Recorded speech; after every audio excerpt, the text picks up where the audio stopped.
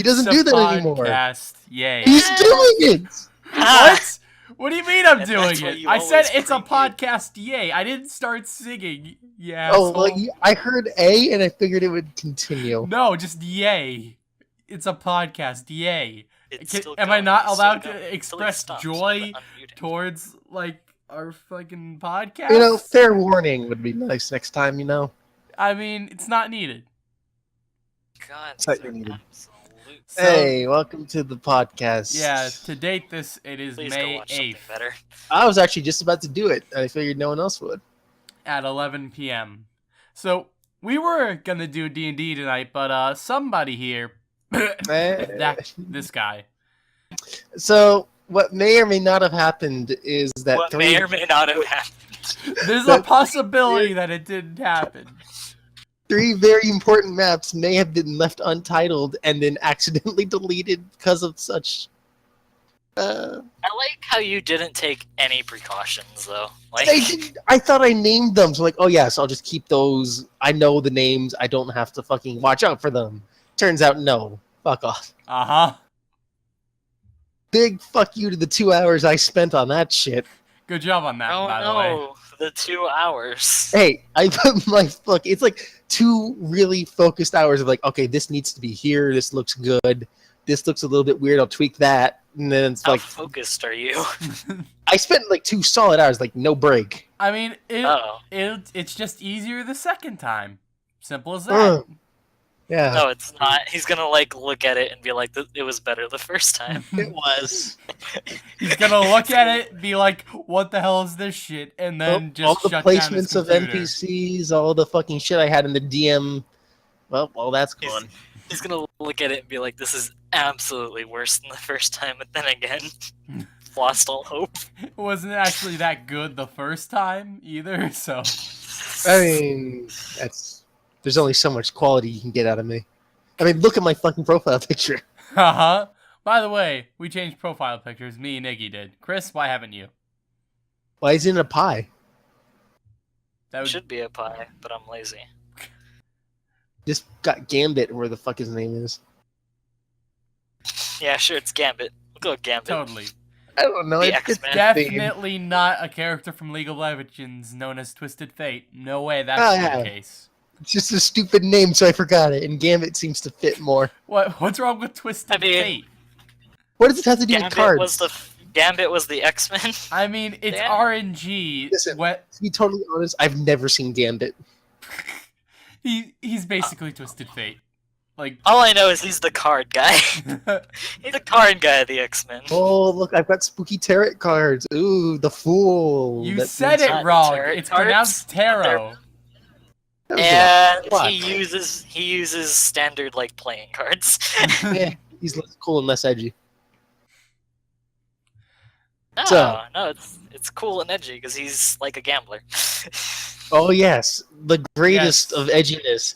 The fucking act of throwing your money away. Yes, he It plays probably a breaks- gambit on Crippling everything. addictions. Get it? Because that's his name. Gambit. Nick, Haha. Nick, you need to Isn't just Gambit die. act as, like, fucking I should. You know, that's a reshuffling? pretty good idea, Chris. Pretty Like, good idea. doing something to Gambit? Oh, Dominic, this is our chance. Do what? No. This is our chance. No. Oh, I know what you're talking about already. No. We saw it at the end of the last one, though. No. It's not Hey. happening. John No. Cena. Alright, so quickly gonna explain this. Whenever you say John Cena, or Final Countdown, Nick has made it a point in his life to always make the sounds. No expect he could be at a fucking funeral and he will burst out. So who's watching? Is anybody watching yet? We're not. What? We don't stream the Oh, yeah. podcast. Oh yeah, that's How many that's- times? How many times have we mistaken that? Well, only Chris and lots. Alright. Listen. So today was supposed to be a D&D day, and if you notice, Today was supposed to be a D&D day. Somebody's gonna be really confused when they look at this video. Today was supposed to be a D&D day. They go to like the stream and we're like, we're currently streaming D&D and just like, what? Except we're not streaming. But we are. No, but maybe. like, when Nick uploads this, it'll be the day we're playing D&D, and so they'll listen to this, and then they'll like, maybe We let's dated look at their it. Twitch. We dated it. Yeah, May 8th. Did we? Could put the date in the title. That'd be good. Or I mean, somewhere. I could. But Nick Because that is makes lazy. one random point in the video versus in the title. I think one's more effective than the other. Anyway, you'll notice that we're short 2 members because, or 1 member, 1 guest. Excuse me. They have actual. Don't get it twisted. They have actual things to do, unlike the rest of us. Supposedly. So TLG has to wake up at 5 in the morning, apparently. And then, so that doesn't really fit. Since we were gonna do D&D and then we weren't, I notified everyone who's usually doing D&D and said, "Hey, like podcast instead." But in Ian's exact words, "Gillick did. I think I'm okay for tonight. Goodbye." Which, that's a very confusing message. Does that mean he's good? Like, yeah, let's do it? Or I'll pass? Because I can't quite tell from the context. Here, he's not on here. Yeah. I mean, we got this message like a fucking hour ago. Didn't he also say, yeah, he said goodbye as well? Yeah, I think that's the confusing part. I think I'm okay for tonight. Sounds like, okay, yeah, he's up for it. And then goodbye is like, well, I don't know anymore. No, but it doesn't. You it's see, not confusing. the goodbye was all in one message, not like message and then a little later message. It was just like one message. You feel me? All right. And then there was don't nothing actually else. feel me, but you feel me? Then there was nothing else. He's not here. That Might as be on well. Steam. He might be on Steam. I'm He's not on I mean, he could be here. We don't know. It's about the same level of noise. I mean, That you're is- not wrong. That is also unfortunately true. Not really. You're unfortunately, not it's wrong. We've made that joke, I think, 3 times now. Oh, more than 3. It has to be at this point. I think, how long has it been since it's just been the OG people of this podcast? I think since the first episode, actually. Let me Has check. that been that long? I feel like we did this once before. So Ian, now remember, guys, they're all guests. Time All Lord of is them. about to be a member. Time Lord is about to be a member. That enough is true. What separates him from guest and member at this point? Like, what does he have? What hurdle does he have to jump at this point? I don't know. Apparently, Nick's vetting. Nick has to vet him. I guess. Oh, fuck off with that. Sure. Nick has to vet him for something. Wait, he hasn't been vetted yet. Hayes. We have had instances of just the 3 of us on, but it's usually at some other point in the podcast other people have been on. The last time it was just us 3 was week 5 of the podcast. Yeah, I knew there was one other instance. All right. So, All right. So some stuff is coming out, some news, some things to talk about. Yeah. Anime homework's going to be interesting. We'll talk about that later. you watch it? I watched it, yes, in its entirety. Did you enjoy it? Yes. Oh man, That was you a have very something- weird Do you yes. have I something you imagine you're hate? gonna have- Do you have something you hate? Caveats. Like the pain Not hate, more of grievance. Just to tease it, we're talking about No Game, No Life somewhat later in this episode. Which is an much so. absolutely fun little. It is I'll go very definitely fun. watch. It makes a chess match exciting. It's a fun show. Dude, Most the chess definitely. match was great. Chess It match ended- was great. It ended weird. You know, I'm going to stop talking about it because we'll talk about it later, but yeah. Yes. I know. We should do that. Alright. What So everyone let's do go this through week? weeks. Yeah. Let's go through weeks. Nick, since you mentioned it first, you're going first. Go. Oh, all right, sure. Why not? And you have longest weeks. I Because mean, of this no week, longer doing definitely. Yeah. No longer Okay, can so get out of Hey, fight. let's try to keep our weeks under an hour this week. that would help. We could probably do that considering there's only 3 of us here. All right, so Well, no, an hour each. oh, That's what it was last Oh. time. Remember you said remember last time when you're like, we're gonna go shortest to longest this time. And then Ian went. Ian went. And then I went, and then out of And then you didn't stop going. pure spite, I went so long. Like, last week's podcast was 4 hours long. Now, Like, the only other 4-hour podcast we've had is the one with the Hearthstone talk. And that's only because we went through every single fucking card.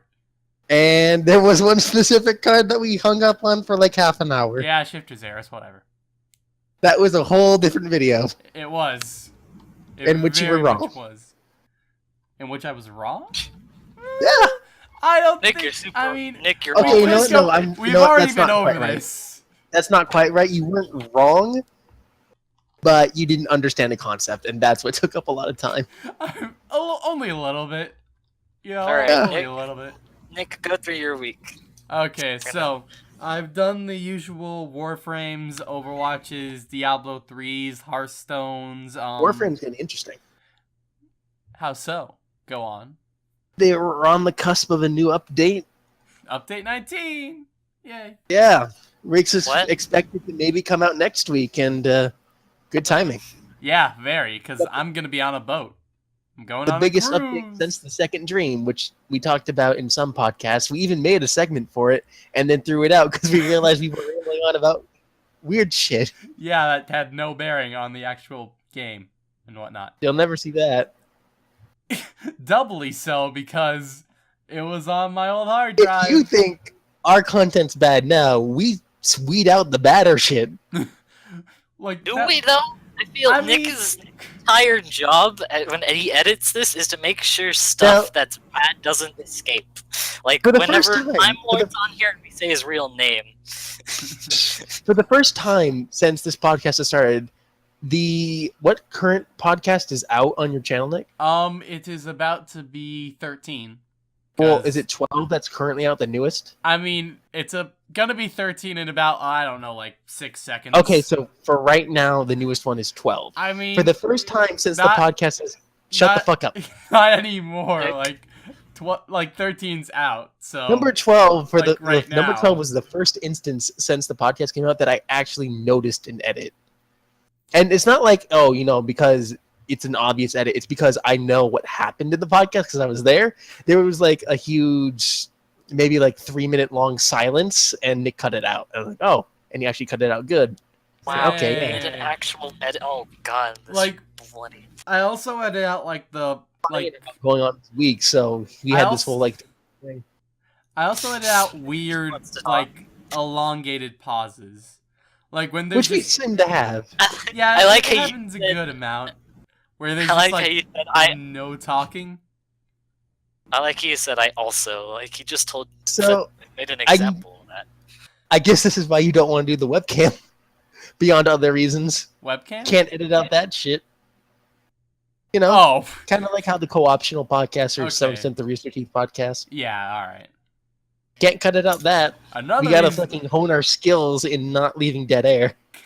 another reason I don't want to do like webcams is because I would have to buy one, which I don't want to do. Most computers, at least laptops, come with them. Yeah, I have one that But I you're used mistaken. like, a couple times. I That I have a used a couple desktop, times. Yeah. so that's I can't, that's like, the as soon issue. as I build my computer, which is going to be good, I can't imagine I'm going to buy a webcam. I see no reason for it.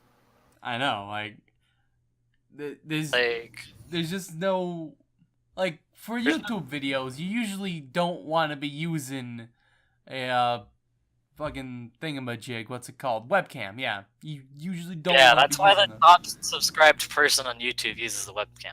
Good example. Oh, you know. Good It's his example. style. For the content that we like to make, it's not necessary. Well, yeah, it's entirely unnecessary. It's entirely unnecessary here. For certain other content, I feel like it's kind of not necessary, but it's appealing. Like Achievement Hunter, they don't do webcam. They for the most part don't do webcam stuff, but they did it for some They do GTA it- thing. Like, They do it rarely for stuff. Like, like sometimes they'll just have it for no reason.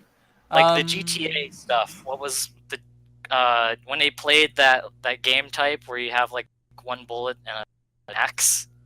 Yeah, I know what They you're did talking that. about. When Like- they did that, that was kind of cool. I was like, oh, sweet. When the facial reactions are like the key part of like the game, then it's fine. Like for instance, they showed their faces with the stuff like oh, what the fuck was that game called? I really liked it. Layers of Fear? It's like They scary do a- games they- in general. Like what is that?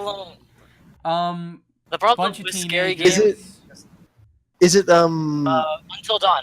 Yep. Until that's it. Dawn? I was thinking Until Dawn too. Yeah, like they showed their faces for that because it's like, oh, there's gonna be some jump scares. You know, you might as well see their faces while they're doing it. Because seeing a grown man jump out of his chair is truly the essence of amazingness. It's Also, very PT. funny. I mean, Yeah. that and when you see the grown men do other things, like when Gavin and Michael played FNAF, and Gavin went and cried in a corner. Yeah, that too. Like that, you could hear it, Gold. but you can't quite hear him. Like it's just another layer of awesome. Yeah. Just brings in something you wouldn't have had otherwise, and it enhances the experience at that point. But it can be used badly, Yes, very. Like if you just throw in a like my webcam- video. I have used webcam in one video, and it was for a horror game. You've used it in Hearthstone arena runs as well. I did.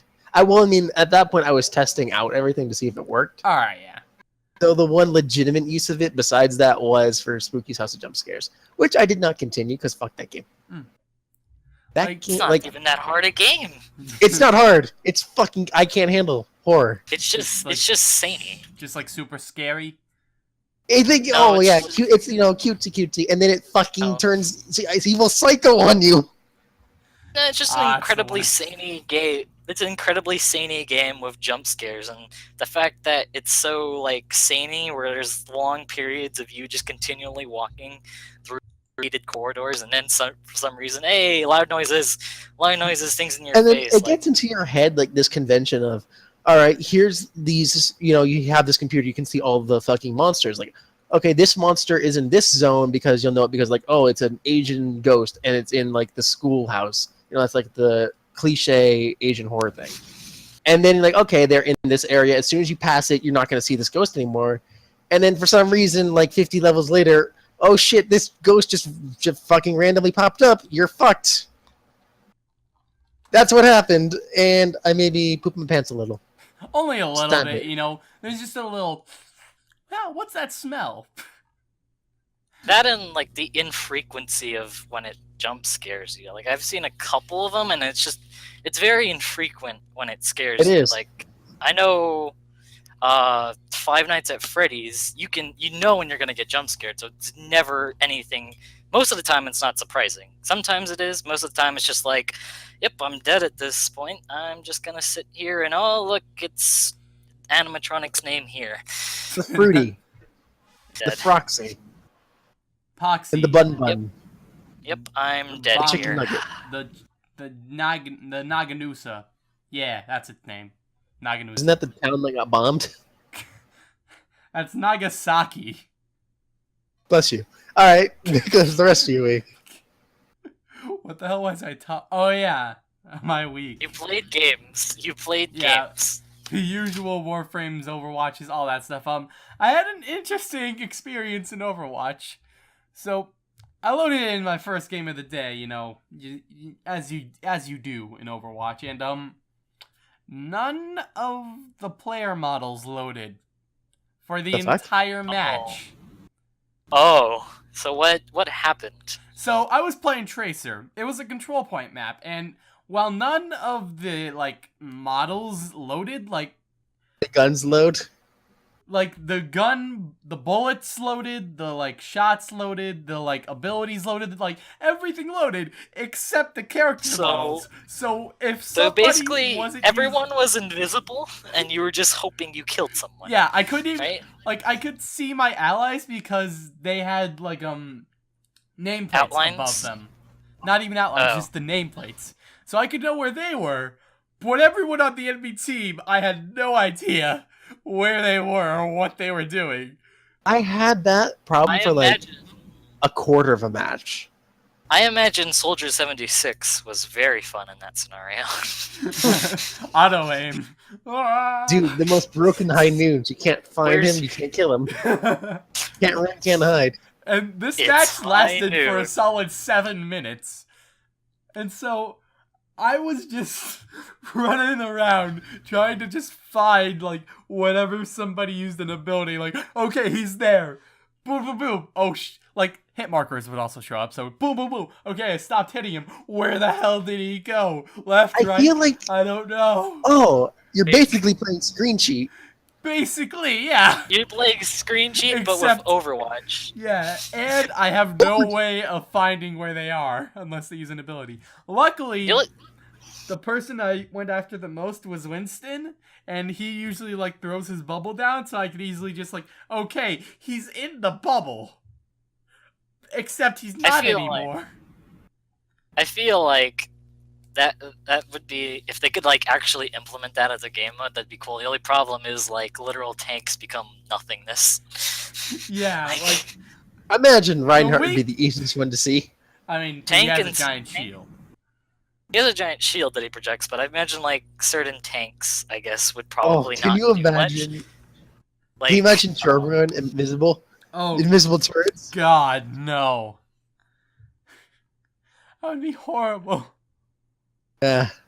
what was it? Diva, whose entireness of pure damage is run up and blow up your mech. Like, how good? Ooh.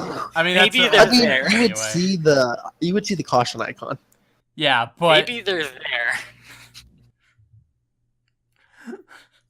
So I found the best strategy with Diva is literally just to fucking send your mech straight up. yeah, Like, I've been 'cause- watching a lot of Overwatch videos, and it's just like Diva just throw it up in the sky, and then like a fucking perfect ace, it just blows up as soon as it comes into like enemy notice range. and the reason you throw it upwards is that the caution sign doesn't appear if you can't, like, if it's not in your view range. And most people aren't going to be looking up at the sky unless there's, like, a Farah up there or something. Yeah, that's Hold too on, far I'll be out. back. Haha. And Chris will be back. All right. What else did I do this week? I got a new phone, I guess. Ooh, Like, fancy. I have the weakest phones in my entire family because I use my phone like the least out of everyone. So my mom upgraded to like an iPhone 6 and also got my dad an iPhone 6. And so I got his old iPhone 5. So that's cool, I guess. It has LTE capability. Whoa! Now I can surf Reddit while I'm on the go. Yay. The most important thing. I mean, Warframe subreddit, of course it is. Not the Yu-Gi-Oh, not the Hearthstone, No, why would I surf those subreddits? not the Maple Story subreddit. Why would I go to the Maple Story subreddit? Why not? Because Maple Story doesn't even work for me. I can't even Yeah, play you it. seem to have that problem with Nexon games. I don't know why, but Nexon games are just like, hey, Like- you want to play our games? No, but I Every wanna game, play- like, no. except Vindictus. Like 3 games in particular. It was Elsword, Maple Story, and Skyforged. Like, those 3 games just don't work on my computer, and I don't know why. I've tried to look up like, oh hey, I have this problem. How do I fix Is it like a it? missing Dill thing? Is it like a what? Oh no, you said your problem is something to do with like memory or some shit. Oh yeah, so I try to, so with Skyforge in particular, I try to install it onto my C drive, and it's like, your C drive doesn't have enough space on it. And I'm like, but it does. It has 100 gigabytes free, 60 now, but you know, at the time.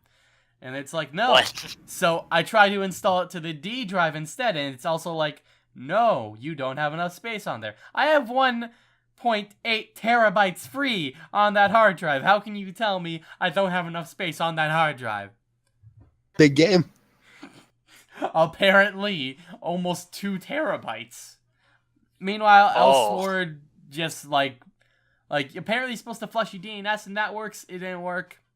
And then Maple Story, it just didn't work. Never loaded at all. I had a problem for the longest time since getting Windows 10, that like certain games wouldn't work, like Smite wouldn't work, Vermintide wouldn't work. A lot of games like SoulForge wouldn't work because there's like this one thing with like DirectX is like, I don't know what's going on, but you've got like the wrong version. Install this one. Like, okay, sure. And then it's like, you've got the wrong version. Install this one. It's like, okay, that's just not working. But when I got Vermintide, I said, fuck it. I'm going to uninstall every fucking driver I have and see if that works. And that worked, and I guess shit just kind of works now. So I got lucky. Yay. Hooray. Don't get me fucking started on audio drivers, because don't even know what the fuck is happening with those. Oh, it's a pain in the ass. So, I've never had a problem with Windows 10. Like, everything that I could do on, like, Windows 7, I can do on Windows 10. Like, overall, I like it. It's not horrible. It's not... Like, I like it, you know? It's not bad. I've had one problem with Windows 10. Go on. So, I know of this problem, but, so, I was on my desktop computer, and I was playing some game, I forget what. I know I was playing Dungeon Defenders, and then decided to talk to Nick, and so I just stayed on there. I was on for one of his streams. I somehow, for some reason, I managed to... It's either the thing fucked up or I managed to somehow set it, but you know how it wouldn't show me that certain programs were open. For instance... Like, if you look on the bottom, most people usually have like the bottom thing and it has like all your stuff that's currently open. Yeah, the taskbar. It's like, oh look, Google Chrome's open and Curse is open. That's all I currently have open right now. On my desktop, it didn't show that anything was open. It just showed the icons, and I was like, I don't know what's open. Is this? I have a oh look, it's problem. open. I have a Oh look, similar this is open. I think I have a worse Look, problem. this is open. I couldn't, but I like looked in like the settings and I couldn't find anything that said show it, and I was like, You I guess I kinda deal screwed with it. in that situation now, aren't you, Chris? Now, at least you could Isn't fucking mess bad. with them, though. Like, I have the problem where I can't right-click anything on my taskbar. Like, it won't register. So it's like, oh, if you want to go into this thing and, like, if I want to close down Curse, I have to open up the task manager, and it's like, okay, hard stop this thing, because I can't do it any other way. Hey, you want to set the fucking time and date? Fuck you. Yeah. Windows 10 is a little bit of a mess. Not really. I've got the Some worst people of it. Some people have problems, other people legitimately don't. Like, I have had basically zero, other than not being able to see what was currently open. I've had like zero problems. It's a crapshoot. Yay. Crap shoot? Crapshoot. Do you not know the term? Crab or crap? Crap, like C-A-R-I-P. No, it's Okay. totally a crab shoot. Totally. Tutelage. I can my see a homies. gun that's basically like a giant slingshot, like with fucking a tripod or bipod, and it's just you launch crabs. Secret Nazi tech. Uh-huh. Kind of crab. Speaking of Nazi tech, Pinchy ones. Kind another of crabs, though. Is it like jars of like virus, or is it just actual No, crab? actual crabs. Why not both? Crabs with crabs. That's the Get title of this double episode. Crabs. with Get double- crabs. Get I mean- double crabbed. I don't actually have titles for the episodes. I mean, you have like the small ones. I mean, yeah, in the description, I guess. Which, by the way, You should. probably. You know what? This is the It's first... online and playing Space Engineers. The fuck? He could be on the podcast not doing it. He could be on the podcast playing Space Engineers anyway. Come on. Yeah, he could He could- fucking be here. He could accomplish the same amount of speaking he does being here. Like, he just didn't want to be here. I guess That's okay. not. I guess not. That's why you're a guest. That's why you're a guest, Ian. Like he listens to the podcast afterwards. OG will Probably. never, and will never miss an episode. It's mainly Until 'cause one of it's- us dies. Yeah, then Has one Time of us Lord missed an episode. so he knows what's happened? Huh? Is that a thing? Go on. Time Lord watched the D&D, or have you never Oh uploaded no, no, it's uploaded. It's just that I Yeah, don't... it oddly is. it? You should... Did Time Lord watch it, or did anybody tell Time Lord I to watch highly doubt he watched it. Listen, it really won't matter. He's just gonna come back in and like, oh, I've been to Germany and yeah. Is that actually where he went, Germany? What's I don't fucking know. All right then. He went it? Your wherever the hell he game, I went. don't know. Listen, there's certain things even a DM can't see. You are literally the master of the world. How is there something you can't see? Because I don't want to. That mean, works. I don't want There's to a know lot- what that fucking guy does in his off time, okay? Friggin'. Oh god. Speaking of Nazis, another game I've been playing quite a bit of is Wolfenstein: The New Order. Oh yeah, I saw that. Yeah, I was playing I like didn't see that. I played it Online. You Played a lot exacting or played it a lot today and then a couple of weeks ago as well. Story you in that- executing your Jewish revenge. Gefilte fish. Surprisingly, not too much like Yiddish stuff in there. I mean, there obviously is because Nazis, but the Nazis are kind of a dick to everybody in this 1960s alternate universe stuff. I mean, to be totally fair, they were a dick to everybody anyway. Yeah. They were a dick to everyone. They were basically just a dick to everyone. So I have overall, I really like the game. Like, story's great. Probably the most engaging FPS story I've ever played. Shooting's fun and But bombastic. the numbers. What do you What mean are the the numbers? What are the numbers? What numbers, Chris, Get are you talking about? Get that, get that Mason, reference, what whoever's are the watching numbers, this. Mason? What do they mean? There you go. Points to you, Dominic. If you, any of you, Mason, the if numbers. anyone watching this, if anyone watching this gets that, props to you.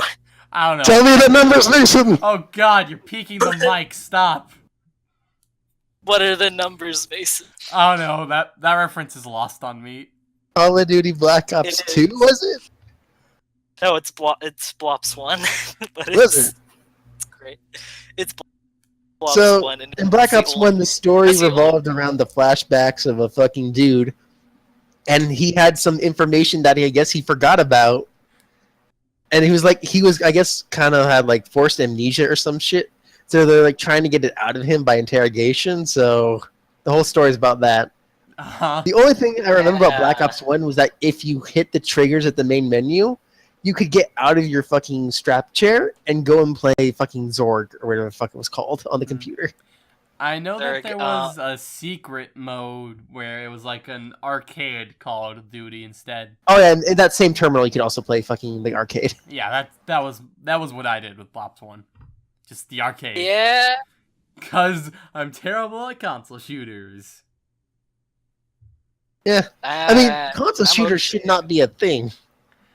Totally honest well, here. they're- I mean, people They're can be okay. pretty good on console, like with a controller. It's, If you're playing fucking CS:GO on a console, please don't. it really just Have comes. you seen, do you watch Brown Man at all? Yeah. Have you seen his Overwatch footage? I have not. Oh yeah. It's not good. Everyone know. can hit fucking I anything. know. It's so bad. There's literally, how Trollden exists and Rage Orc, all those Hearthstone things. They've all fucking integrated Overwatch. And one of them, I don't remember who, did a fucking, oh, here's a fucking console fail. And it's like, no one can hit anything, and that's the fail. Because consoles suck for shooters. I mean, I potentially they don't suck. Thumbstick is not aiming. It I is know. basically pointing in a direction and hoping. I know. So the thing is, and that's what your character is based upon. I don't know if we did the podcast at that point, but there was a while ago. I think at the start of freshman year, I decided to take a visit back to Borderlands 2 on the 360. Did like And yesterday or today. yeah, I bought it on PC and now I'm playing it on PC. But this was before I played it on the 360. I decided to do an anarchy-based necromancer, which is for those of you who don't know, anarchy is a skill you It's get. basically the only way to play that character. I mean, No, you can. I've you can play managed the to pet successfully build. play. I managed to successfully play her as a based character, which was good. As this wasn't as good as the anarchy-based necromancer, but it was still kind of fun. Anarchy is just broken, though. The Pretty good. anarchy, what? So when you get it, and it's just a single point skill. But what it does is every time you kill an enemy, and every time that you reload, not manually, but go through your entire clip and reload, you gain a stack of anarchy. This stack of anarchy gives you, I think, 1.25% gun damage, and plus that, and minus 1.25% accuracy. It And when you is first get it, the most dickish thing they ever created because it is so unnatural not to reload. I know. It's not. It's No, so no. weird. There's ways to circumvent that. Basically, so what you do with a chaos-based or an anarchy-based necromancer is you get anarchy first, or at least I did. I just decided to do that for the PC. You get anarchy first, and then you also, at least if you're ever really planning on doing this and don't want to die every 5 seconds, invest the 5 points into the close enough skill far left tree, which is 50% chance that bullets just bounce towards enemies and miss. You're gonna really want that. Because it also It's decreases an your accuracy. absolutely The more yeah, stacks you have. You know. like when you first start when you first get anarchy, your max is 150 stacks, which leads to 262.5% more gun damage, but minus that in accuracy. You effectively don't have any accuracy at all. Which is Just great kind for a of console, hope. Your right? best shot is to use a shotgun and shoot in front of you and hope it doesn't shoot behind you. Yeah, I mean, well, the most effective weapons I found, the most effective weapon I found is an SMG because Yeah. Is it bad I funny used a is fucking sniper on an anarchy build? no, I use a sniper quite It frequently works as well. oddly. At least until I unlocked that skill that increases the amount of anarchy you can have, and at which that point, once you go past 150, sniper rifle becomes way too inaccurate to do anything. Even It with like the physically thousands. wobble. If you aim down the sights, it physically wobbles the aiming and like Yeah. increased That speed. and it's really funny when you use a Hyperion SMG, because all Hyperion weapons, if you hold down the trigger as you continue to fire, they get more accurate. Oh. The game physically tries to force it to be accurate, but then Anarchy's like, no. So as you're shooting, the gun's just going everywhere because it's like it's trying so hard to turn accurate. Anarchy's just like, no. So it's just What like. What if you had an infinity gun? Infinity pistol You and can't actually use the infinity pistol if you're going for an anarchy build. Why is that? Because if you invest a point in the smaller, lighter, faster skill, which is required if you're gonna go deeper to anarchy, it reduces your magazine size by 4%. But that percent makes all the difference for low ammo based, and since the infinity pistol always has 1 ammo in its clip, it goes down to 0 and you can't use it. Oh, It's annoying but then again, that would be supremely overpowered for anarchy builds because anarchy supremely Anarchy overpowered in a eats- co-op PvE game. Anarchy eats ammo like no one's business. Oh Yeah. look, I have full ammo. I'm going into an air. Oh, Oh, there goes all my ammo, but at least everyone's dead. Turn all your weapons into Sinoid Gamma Cores. Oh god, the I ammo know. economy on that is terrible. So you fire for like 3 seconds and then your magazine's gone, by the way. Pretty much. Yeah, so I played that on console, and I did that, and I actually beat Borderlands with that. The only problems I had were with flying enemies. Oh, Flying I know the enemies problems. are the bane of anarchy because they're not against the background. So when you shoot up at them, your bullets don't have anything to rebound off of, and you feel dumb for shooting at the ground.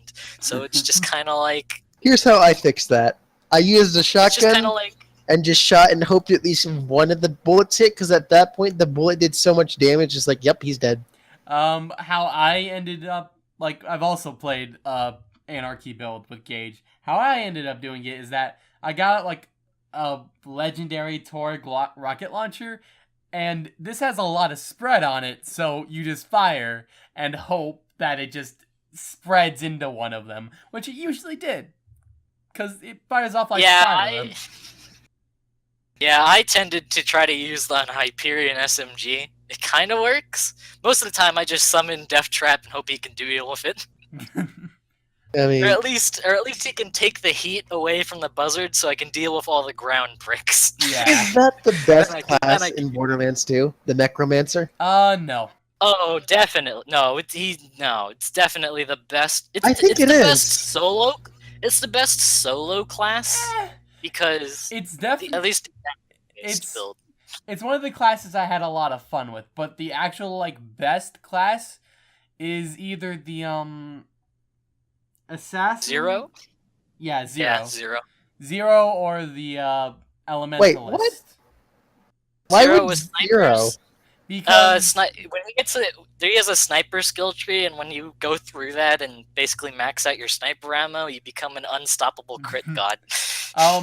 that, and also I used 2 different builds on him. I used a melee build, which is fun but not too effective, and I also used It's a high risk, pistol high build. reward, but everybody shoots you, Yeah.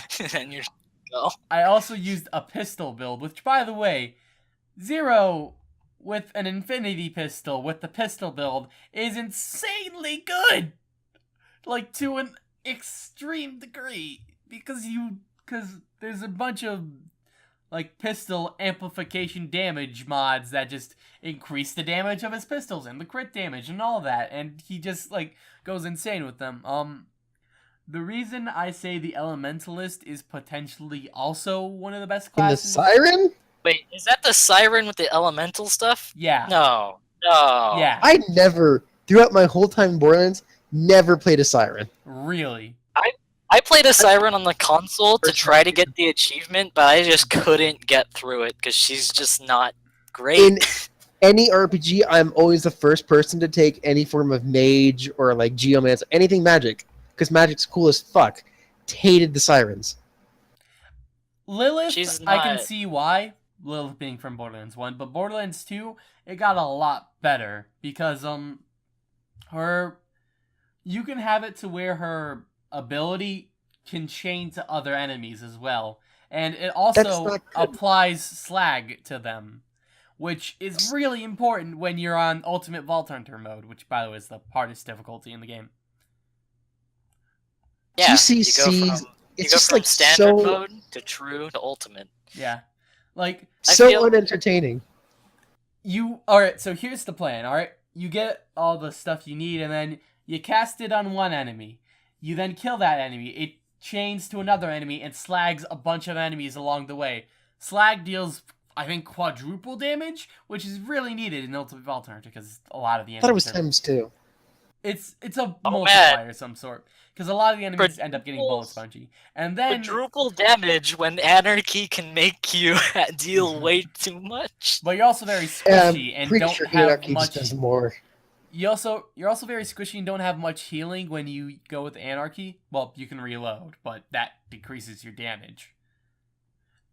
Now and you can that, and when you get to later on, once you're the anarchy stuff, you can invest into the other Besides, you don't. If you're good enough, squishy doesn't matter. True.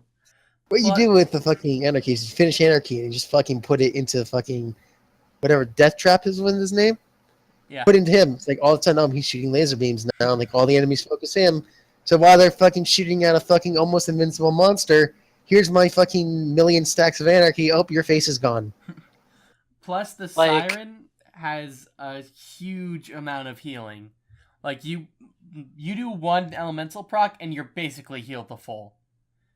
Like, if you without class mods, when you have full Anarchy at 400, you deal 500% more damage.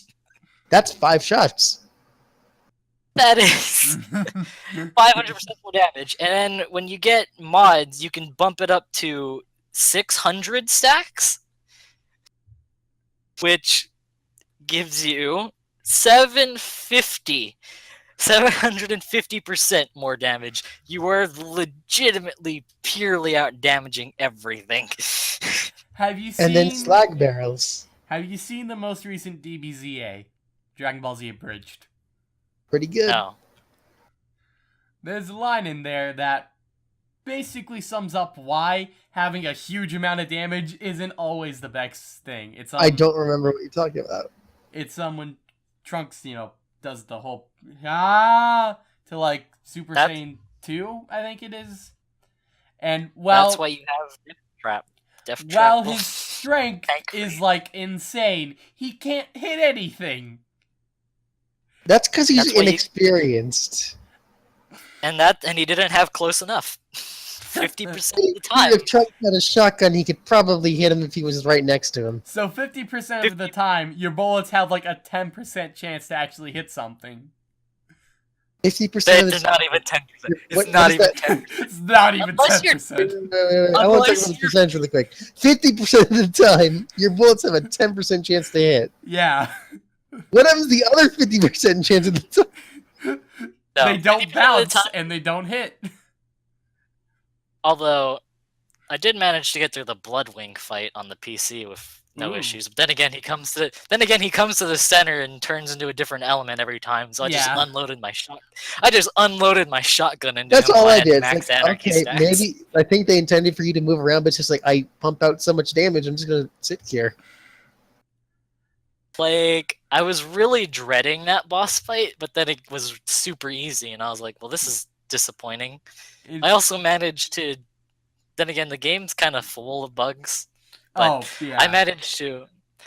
I ran. So I exited. I did the whole thing where Mordecai loses his shit and kills all the loaders. Then I remembered I forgot to get the last log for a side quest that also reveals that Tiny Tina was there. So I had to go back the entire map. And then when I exited through again through the shortcut from the boss area, I managed to get the Jack with the tiny violin dialogue to play again, and I was like, really? Why?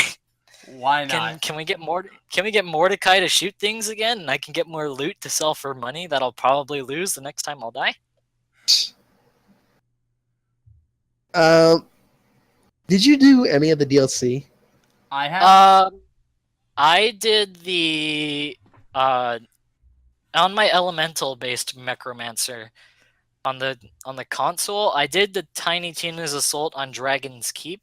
Best DLC? DLC, by the way. See, By far. that's the one I wanted to play. That's the one I lost interest at. Like that was like you have to be this level. I'm like, by the time I got even closer, I'm like, I'm done. Like, it's a fun DLC, but it's not anything crazy. It's Is it like the stuff- zombie DLC from the first game? It Uh, changes the game to D&D, and you fight skeletons and stuff. But all it really boils down to is Tiny Tia dealing with. Yeah. That's all it boils down to, and basically the biggest reason it's the best DLC. 49, I 44. The only DLC That- I've managed to complete in Borderlands 2 is the pirate one, which, believe you me, I got to there several times on different characters and quit the game at that point because that DLC is horrible. Yeah, it is. It's one of the most boring DLCs I've ever played. I mean- have no way of defending it. When It's you've boss played- fight that bad. too. When you play through Borderlands 2, and then it's like, oh look, DLC happened, Oh. and then they can't match the story. Handsome Jack was a fantastic villain. Yeah. It's great. He's an absolutely fantastic villain. He I'd thinks say he's he's the hero. pretty close to Voss levels. He thinks he's the hero. He does all the great thing. He does all the cool things. He's a pretty fantastic Villain, yeah. All right, character. so I lied. Villain. There's another DLC I completed, but I forgot about it because it was also shit. It was the Raceway one. The Raceway? Moxie's Raceway, or whatever the fuck it was called. Moxie had a fucking driving theme one. It was also kind of Oh, making that fun of one. wrestlers. Yeah, that was bad too. Actually, it's pretty good, because Pyro Pete's bar is awesome. The bar is cool. Everything about the fucking missions and shit is bad. Okay, I can see that, yeah. I just remember, like, everything I remember about the DLCs is the literally last part where the fucking loot explodes. That's good. I like that. I like seeing loot fly throughout the sky. Like, Pyro It's Pete's, the only reason I will ever go through those DLC again is because loot. like, Pyro Pete's bar was by far the best, like, single area throughout the DLCs. Yeah. I liked. Well, then again, I only played Tiny Tina's Assault on Dragon Keep, and and now that I have, Don't do them unless you want now that loot. I have, So do now that I them. have, Chris, Cut out. you're cutting out. Yeah. Hello? You there, And buddy? this is the part where we feel I'm till he here. comes back. Oh, Oh. he's here. no, okay. So I only played through the Tiny Tina's Assault on Dragon Keep DLC, so I can only say what I liked from there. But getting to see Butt Stallion was great. Oh, yeah. By He's far. in it? Fantastic. Yeah, he Done. is. Pony.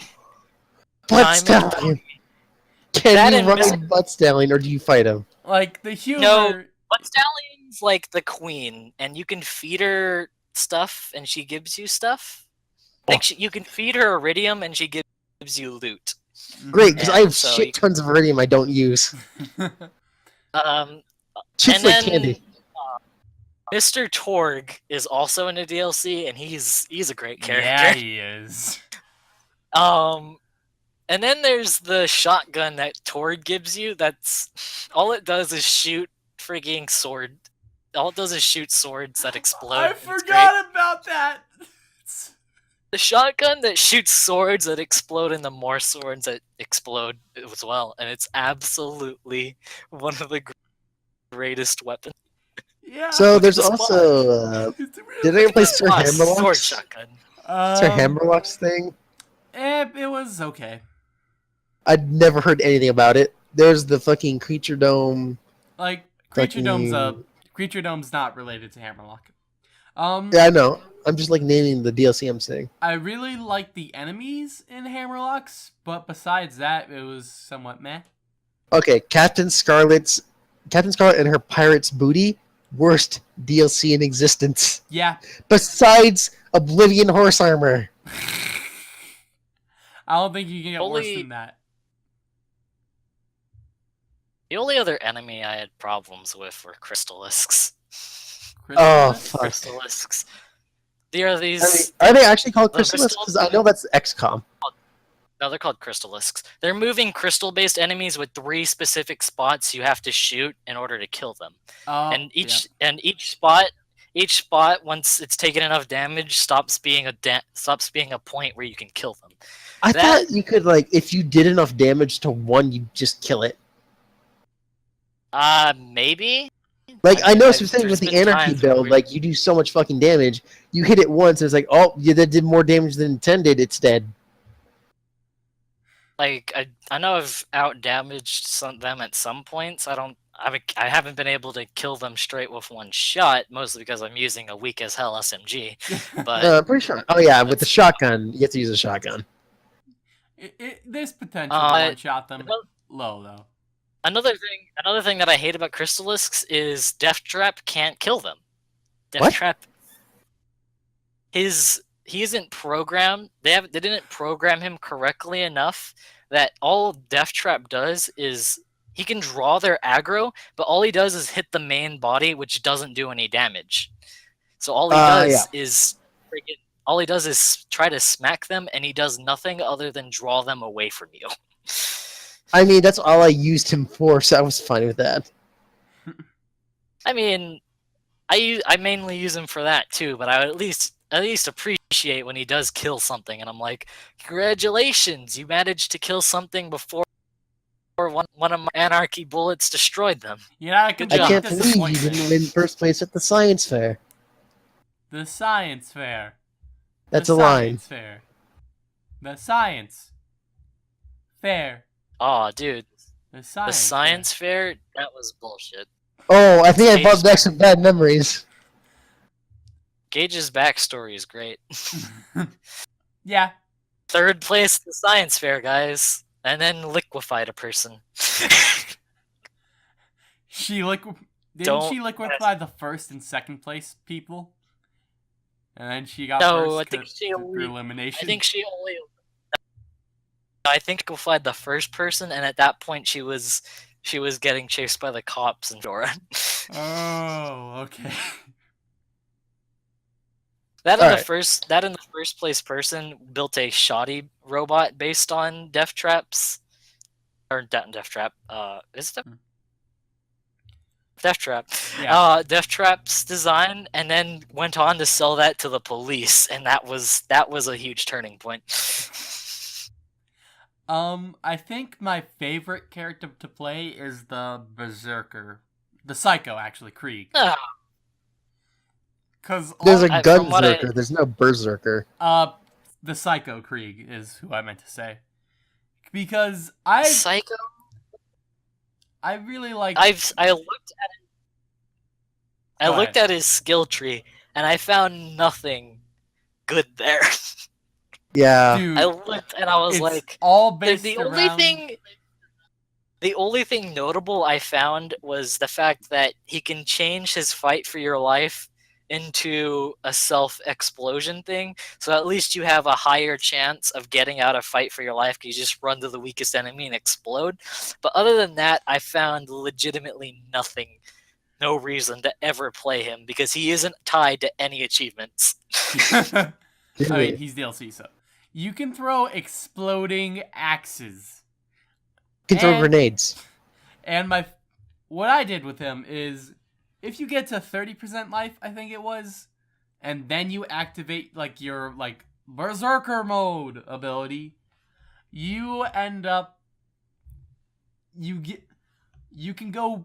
That's a skill. This is a skill. Yeah. It cancels the cooldown on it, so if you get out of it again, you can immediately go back into it, and you get a bunch of how I set it up is where once I kill something, I gain a bunch of health, I gain a bunch of damage, and then I just go berserk. Enemies don't stand a chance. I just keep chaining my attacks. Are you doing bosses? One after another. I just use regular weapons in that scenario. Yeah, your fucking loadout doesn't work too well there, huh? It's not meant to go against bosses. Oh, when fucking half the game is killing bosses. Yeah. Only half. Spend one half killing peons and the other half killing bosses that you only fight one-on-one. There might be a boss that summons enemies, maybe. There are. That in flying, one of the biggest problems, the biggest issues, was when I fought Bunker as an anarchy-based build. I feel Bunker bad for is you. so annoying. Bunker is so annoying. Yeah, I'm just gonna continue to fly off, and while I'm flying off, loaders will eternally spawn, half of which will be EXP loaders. Have fun. EXP, I never had problems with them. I have problems with them because I'm watching Death Trap slowly take down Bunker, and I'm also shooting my gun, hoping I hit Bunker, and then it comes up behind me and it does the things and explodes. Surprise butt rape! My most hated character, my most hated boss fight is Bunker, because every time I get to him, no matter what character I'm on or whatever, I'm always I'm always under level for some reason. I don't know why. There's like a difficulty spike there, which I don't know why it happens. Because I do all the quests and all that. The only thing that makes the only thing that makes the boss, the only thing that got me, the biggest thing that got me through that boss fight, other than the fact that I needed to get through it for the campaign, is that I summoned Death Trap, and Death Trap just slowly floated along trying to chase Bunker, and that was that was fantastic to see. Like, for some reason, he decided that shooting his eye laser wasn't enough, and he wanted to smack it, and so he's slowly flying along in the sky. He's just slowly flying along in the sky after Bunker, and Bunker just like moves when Death Trap gets there, and it was fantastic to see until an AXP loader blew up, and I was just like, no, I needed that. I needed that health because I can't rely on Discord for health for Gen. Discord orb? No, that's No. Overwatch. Discord is the ability that turns your premature reloading into a buff that gives you fire rate, accuracy, and health regeneration. Which it's not needed if you're going for Anarchy, but it's a definite recommendation because when you prematurely reload, you just enter Discord. Plus, it's free health regeneration. Yeah, like that's the main thing that Gage is lacking as a character, health regen. That and if you accidentally reload and you're at 400 stacks. Oh, yeah, that's also an issue. No. If you have Discord, you're gonna lose maybe 5 stacks before you can do it before you surely reload again because I did a shoot 1 bullet reload. It's fine. That's okay. I can regenerate 5 stacks easily. Yeah. Borderlands 2 is fun, and you should go buy it because the humble Fun, store has it for $10. But it doesn't have a lot of replayability, oddly. No, play it. I mean, you play each of the original characters to get the achievements. You figure out a character you like, and then you stick with it. You play through everything, and there's not much else to do. There's no reason to go back. If you Not really. It's what you put into it. If you really enjoy the game, you have all the fucking conviction you need. It's kind of like Dark Souls in that respect. Yeah. It all comes down to how much you enjoy the shooting. Because the way I played the game is that I just downloaded all the guns that you would have to farm for, all those legendaries, and then just played the end game. Which I found that gameplay very enthralling, so that was good for me. But it really just comes down to your personal preference. Yeah.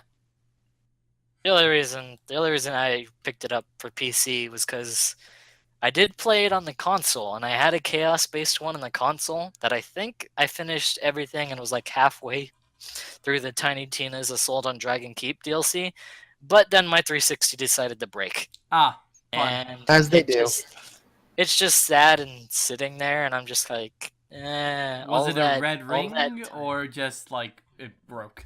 No, it refuses to turn on. Oh, well then. It doesn't turn on anymore, and that's just that sucks. I don't know. At least now, Microsoft's rolling out backwards compatibility, so eventually I'll be able to play all my games again. Ooh, nice. Eventually. I saw Brown Man play Call of Duty, and I was like, yeah, that's cool. I guess backwards compatibility is a thing now. Which one? Let's go look at he played Black Ops 1. No, right. I was like, that's cool. I kind of want to shoot things. Maybe they put Borderlands 2 on the DLC list, not DLC, backwards compatibility list. Nope, you can play Borderlands 1 and Black Ops 1, and then there's a couple of other things I don't have. And then there was Halo Reach, and I was like, I could play Halo Reach. That's a thing. And what about Sonic Generations? I still stand that Halo 3 is one of the better Halos. The last good Halo, maybe besides Reach. Never played any of them. Never played any. I don't know. You're kind of missing out. I basically. Well, no, not really. You're fine without playing Halo. Halo was just like a. Halo's just a shooter game. Halo It's a fun was. little. It was a fun thing. Like it was, if you had it at the time when it was good, Halo was an experience. Halo 3, playing fucking campaign with your friends and playing custom games was a highlight of my childhood. Yeah, same. Well, I didn't play with friends.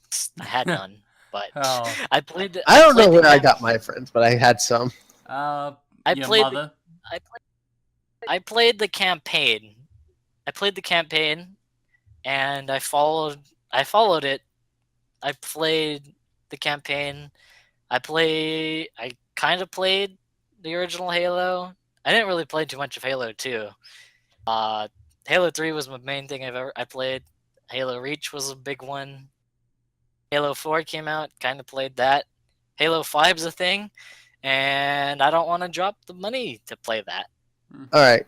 Here's the reason why Halo 3 is the best Halo. Hayabusa armor. Done. No. Absolutely the Hayabusa.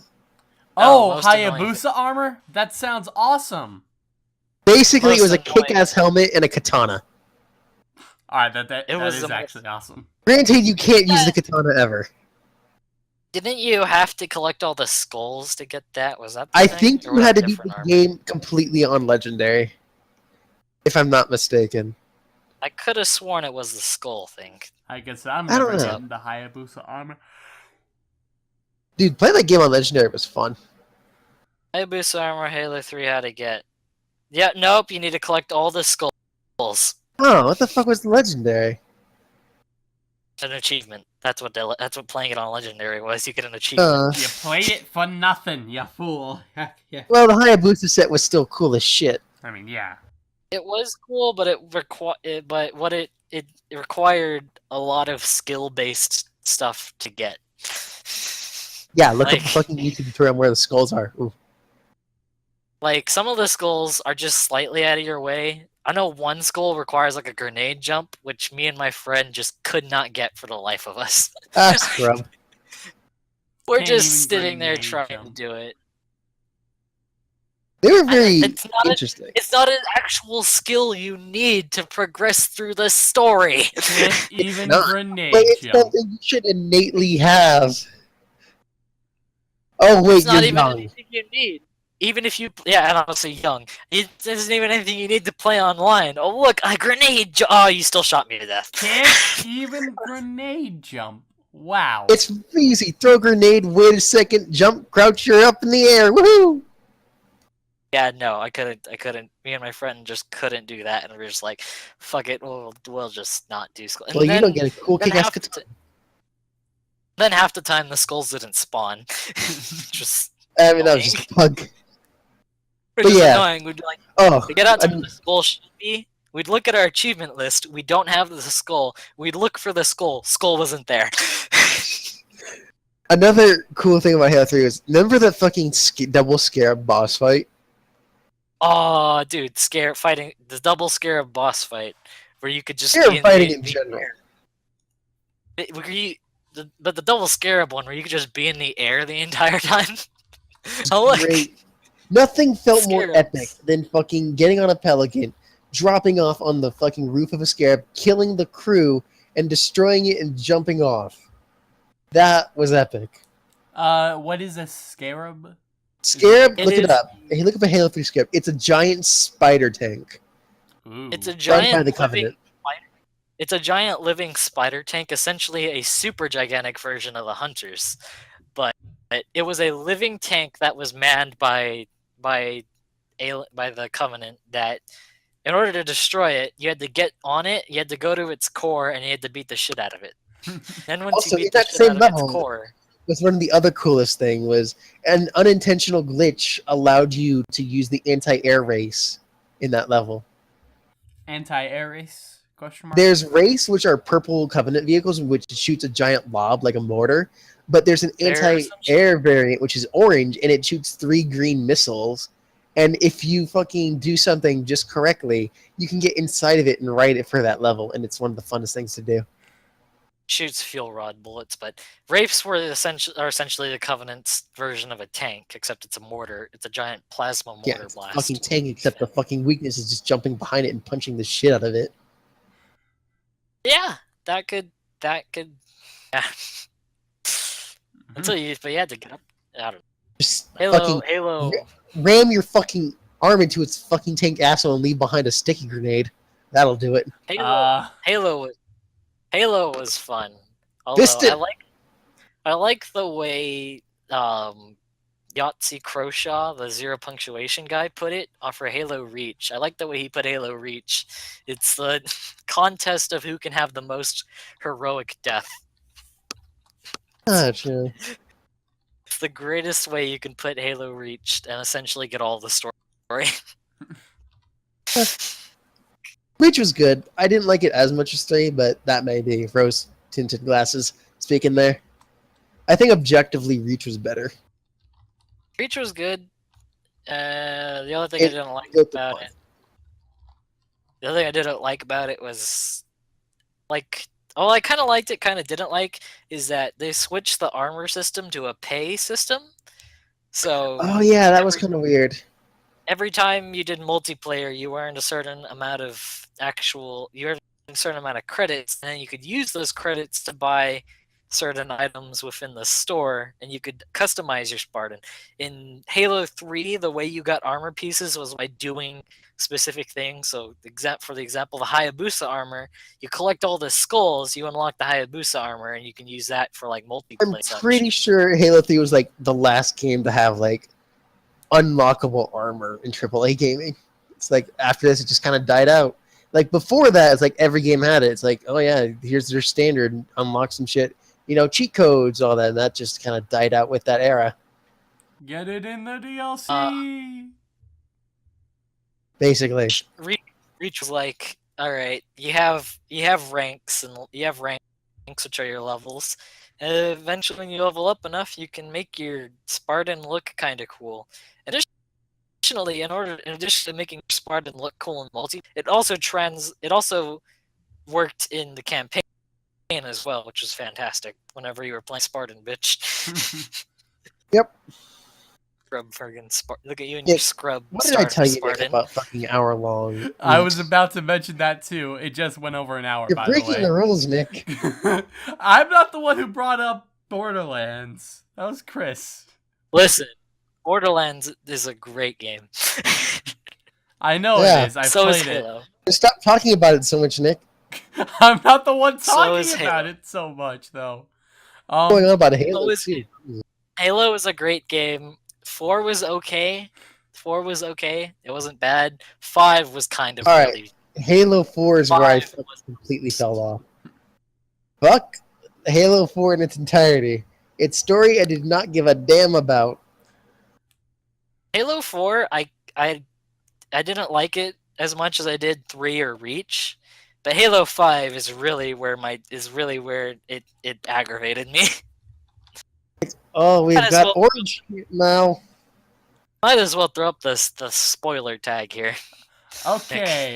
Also, was Halo 4 forlorn for you? Terribly. Shut the fuck up and be quiet. Okay. Just stand there, be pretty, except fail at that too. You threw it up, right? There's the spoiler thing. Yeah, it's up. Logging it. All right. So Halo 4. You wake up the Didac, which is an ancient forerunner who decides the world needs to be cleansed. So he goes about to try to do the cleansing. He goes about to try to do the cleansing thing, and you kill him, and Master Chief kills him, but at the cost of his AI Cortana. Halo 5. Oh no, my virtual horse is gone. Cortana's returned, and she's now evil. And yeah, that is the plot of Halo. That is the legitimate plot of Halo 5. Cortana's returned. She's evil. She's now leading all at the AI except Roland. So it's Skynet. Yeah, essentially. We've essentially turned into Terminator. Terminator. Cortana's returned. She's evil-ish, I mean, like most, like like handsome Jack was evil, but he had noble intentions. So is Cortana. Cortana is bad, but she has noble intentions. So did the And Forerunner. making everything cool, but at the by making everything bad. So, you know, the entire game is halfway split between two parties. You have the Master Chief crew, which is Master Chief trying to get Cortana to be reasonable again, even though it's Yo, chill the pretty fuck out. hard. Yeah, you have the Master Chief crew, and then you have the Master Chief hunting crew, led by the new guy, who's hunting Master Chief. And by the end of it, Who Cortana are the has idiots who took gotten... up that job, though? It's like, this guy literally survived from dropping from the atmosphere by himself. We can kill him. It's We can- fine. The intro to Halo 3 is literally him just dropping from space, on fire and everything. It's fine. You can kill him easy. I mean, the dude nearly did. It was really close. So, Because it has to be. Tension like, and all that. in the middle of the game, leader of the Master Chief hunting squad meets Master Chief, and then they duke it out. Master Chief hunting squad has gotten these magnets. But how do they work? Describe them. They work by touching. You touch it to a Spartan armor, and then it just seizes up and can't do anything. So Seems Master pretty Chief good. hunting squad has those. Master Chief hunting squad has those. So leader of Master Chief hunting squad fights Master Chief, punches him in the face, nearly breaks Master Chief's visor, but then Master Chief grabs one of the armored sadness magnets and attaches it to the other guy. They work on the hunting squad themselves? They're not specific. They're anti-Spartan armor. They're not specifically for any one armor. So they work.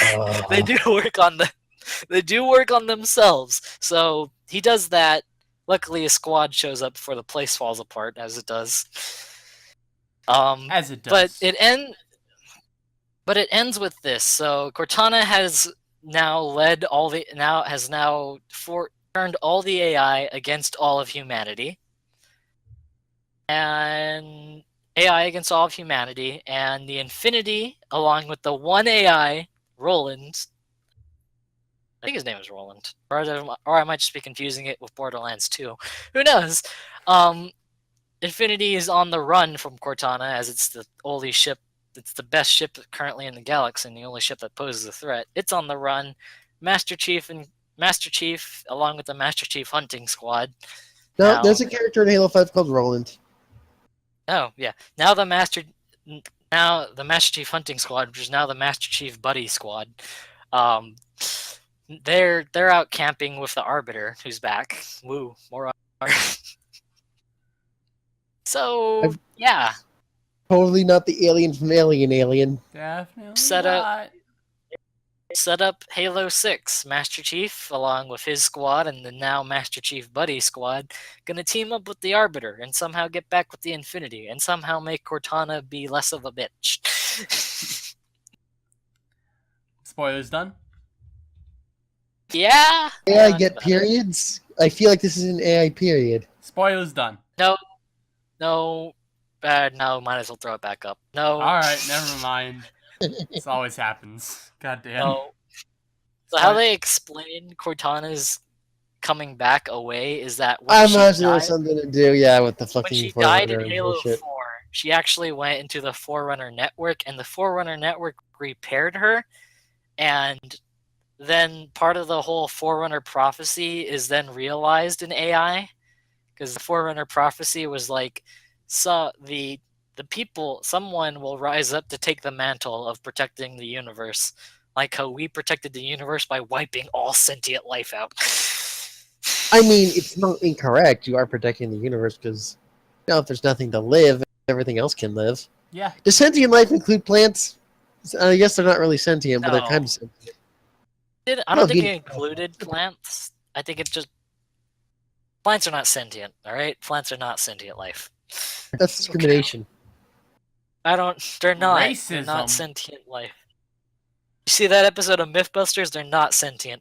As far don't as we watch TV. know.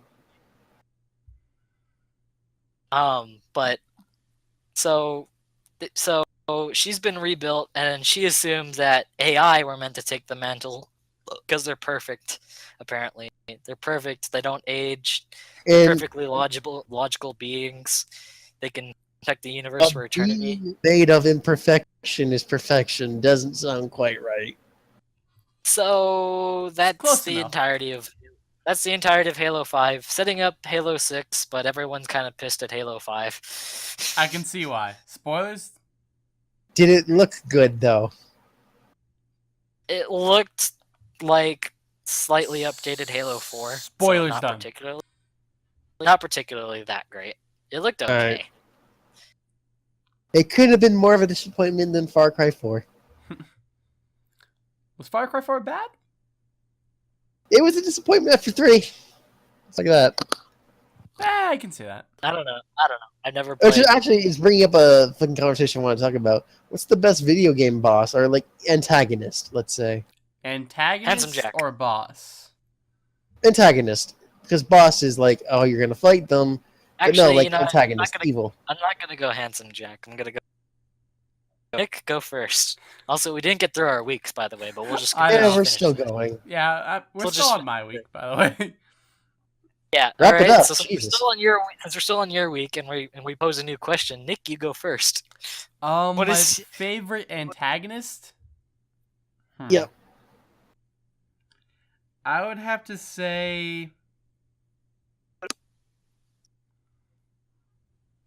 it's a twist, though. I'm not going to spoil it. I mean, what game would you be spoiling? Because I honestly don't care. I don't know Dominic cares.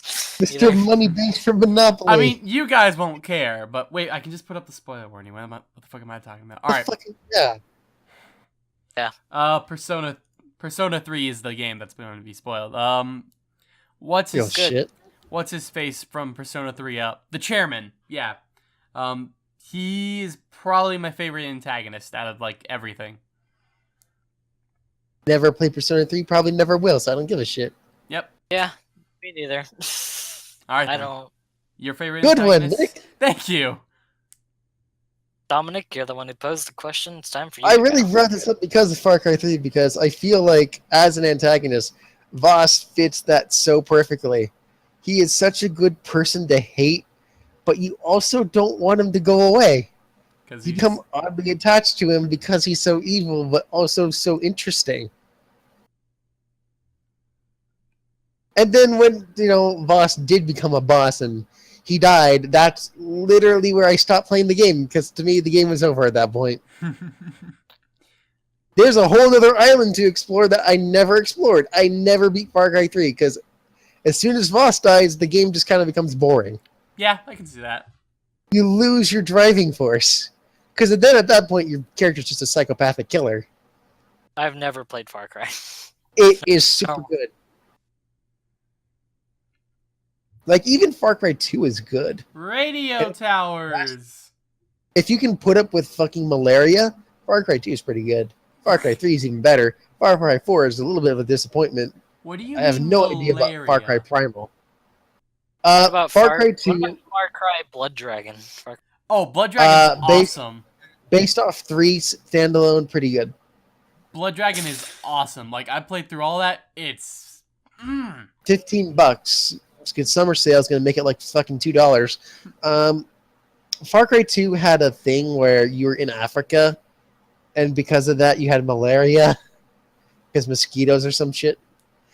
So you constantly had to keep buying and getting malaria pills, or you die. Oh. That seems like a horrible mechanic. Yeah, no one liked it. Yeah. That's why it wasn't in 3. Also, there was weapon feel like- degradation.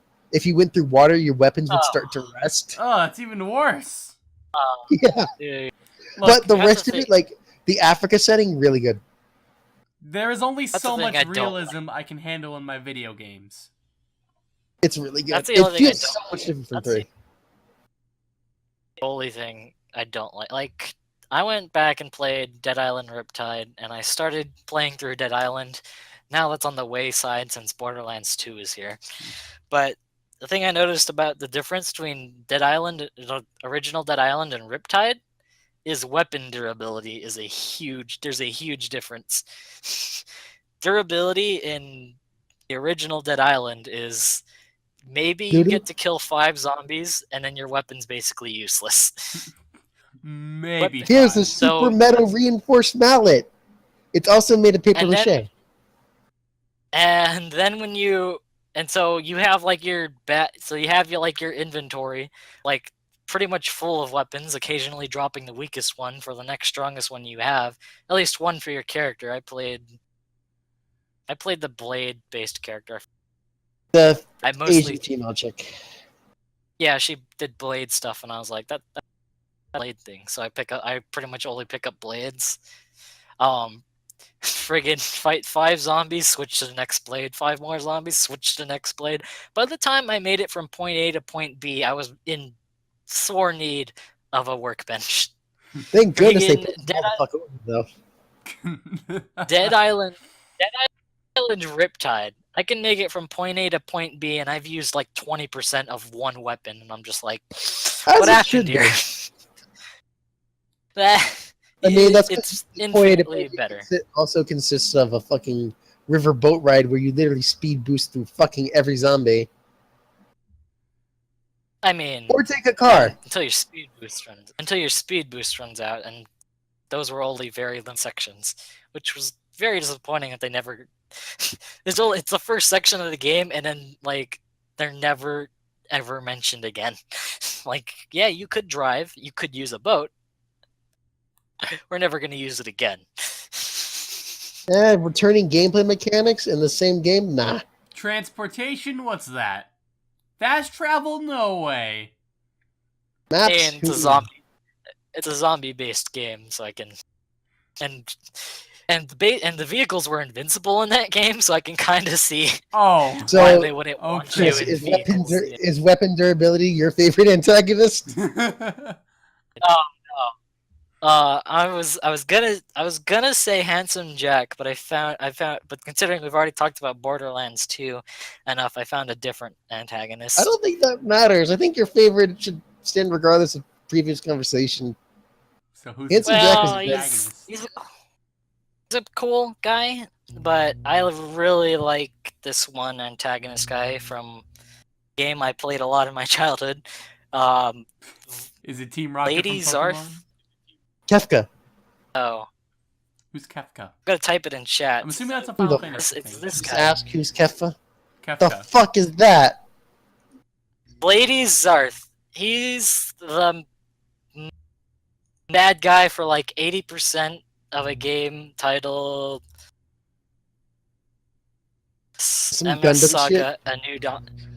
MS Saga: A New Dawn, The Gundam shit. which is It's gotta be Gundam. like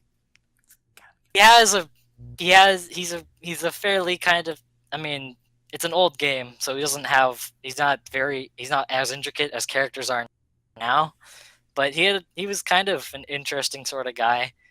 So like the first time you meet him, he shows up and he's actually using a fake name. He's actually using a fake name. You don't know who he is. He's using that Halvizard as his name. He shows up to help you for like a boss fight, and then he's like, "Yeah, dude, yeah. Army's not a place for you guys, but you guys handled yourselves in combat really well. So maybe keep on doing what you're doing." And then he fucks off back to his military base. So you see him again. Occasionally, you go back to him again and again, and he has like some stuff from the army for you to do. Like, bad guys are over here, and we need to disappear, and we can't expend the army, so go do that. So you and your ragtag team of fuck us go and do that.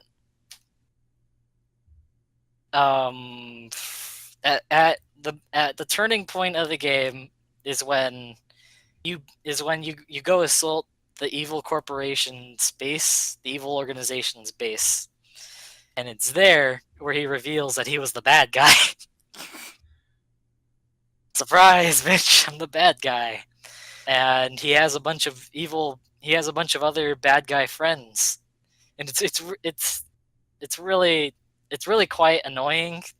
That and also he's the bad guy, and he's also the brother of one of your party members. Oh for whatever reason. Ah. So there's that problem. But then he brings more evil buddies into the mix because you've defeated you defeated what you thought was the evil boss of the organization. It's great because when you defeat the last boss, you're about to kill him, but you're just like, your character's like, what do you have? Is there anything you have to say, the boss of the organization? And then the guy's like, but I'm not the boss. And then the guy's like, I'm the boss. And he pulls off his mask and he's like, surprise, I'm the bad guy. Wahaha. So then plot twist of the century. Listen, this is an old game, and I was really young, and it was kind of cool at the time. So he's stupid powerful at that. He brings along his buddy guys who have stupid powerful mobile suits, and you have petty mobile suits. So you decide to fuck up. You decide to run away, and two of your party members stay behind to try and hold them off. They both get fucked. They both get absolutely destroyed. Which is kind of sad. Which is kind of sad at that point, because it's like there was like what limited character development they could squeeze in through dialogue. It was kind of sad. It was like before the mission started. Oh no, Torres. He had a family, I think.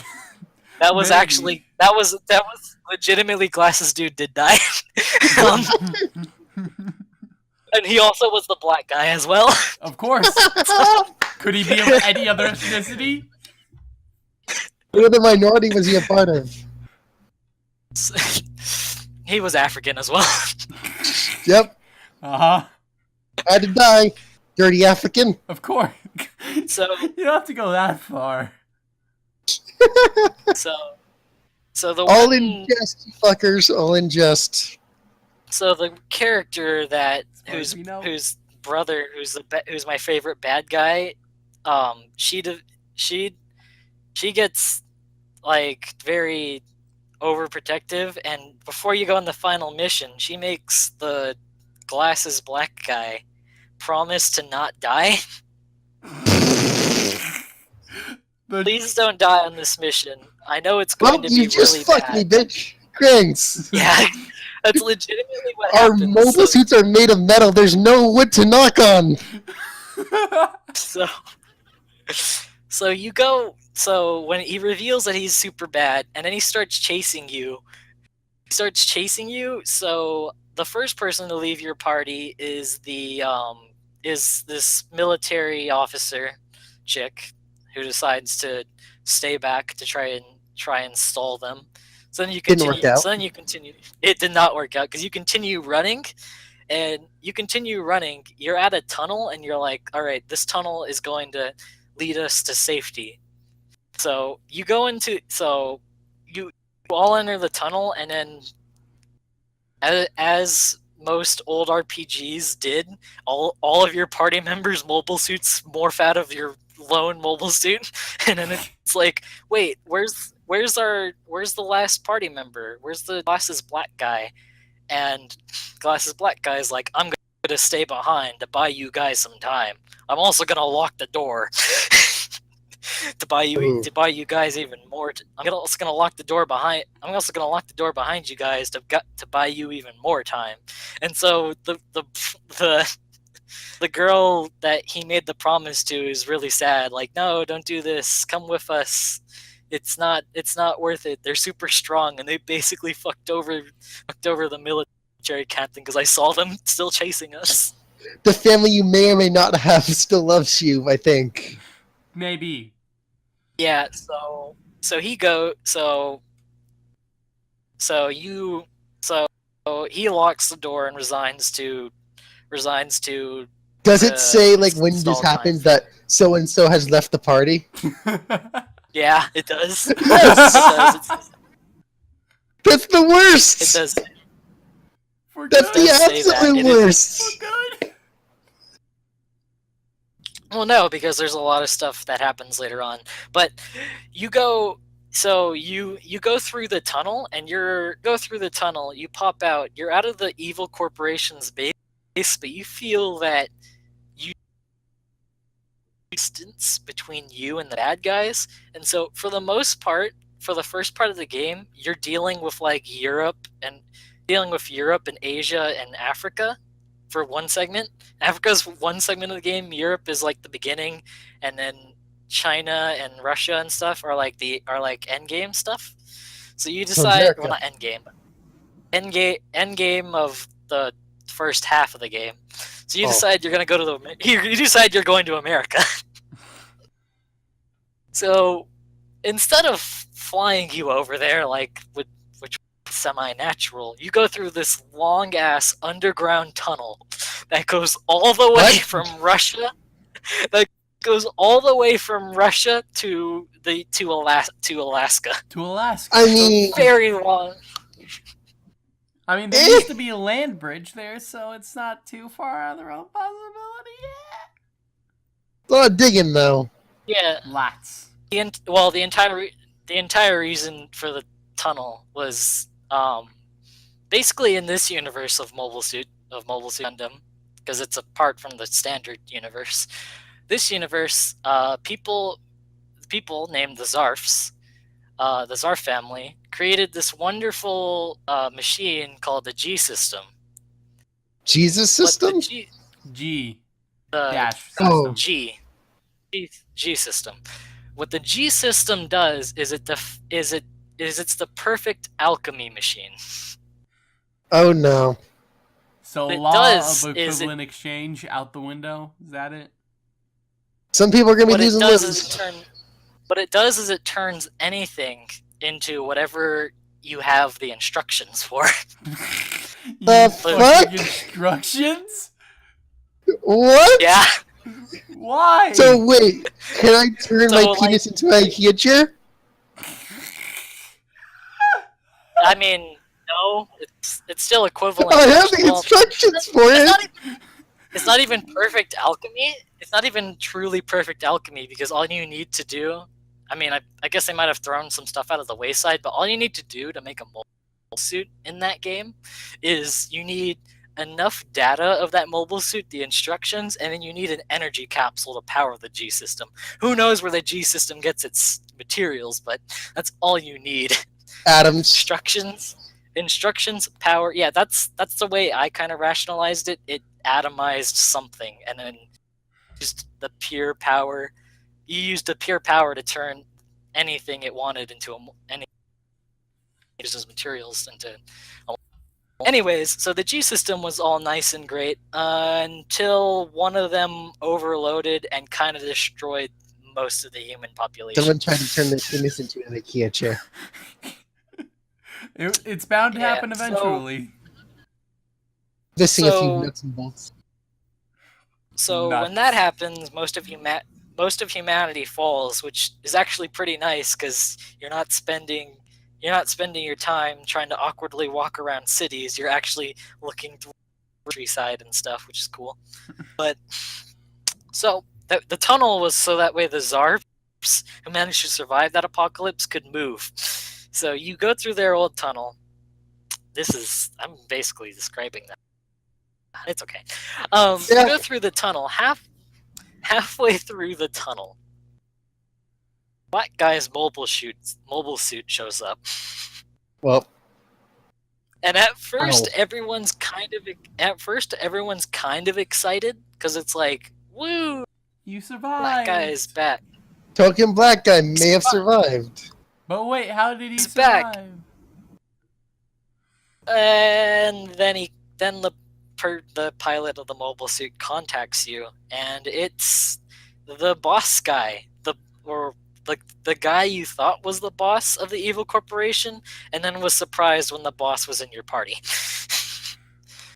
He's like, yeah, so that dude, he gave me this mobile suit, and I decided to follow you guys. And I'm giving I don't know the exact dialogue, but somehow he joins your team. What? Sure. Why not? I guess. Yeah. Sure. We're gonna need everyone we can get. You can join our team.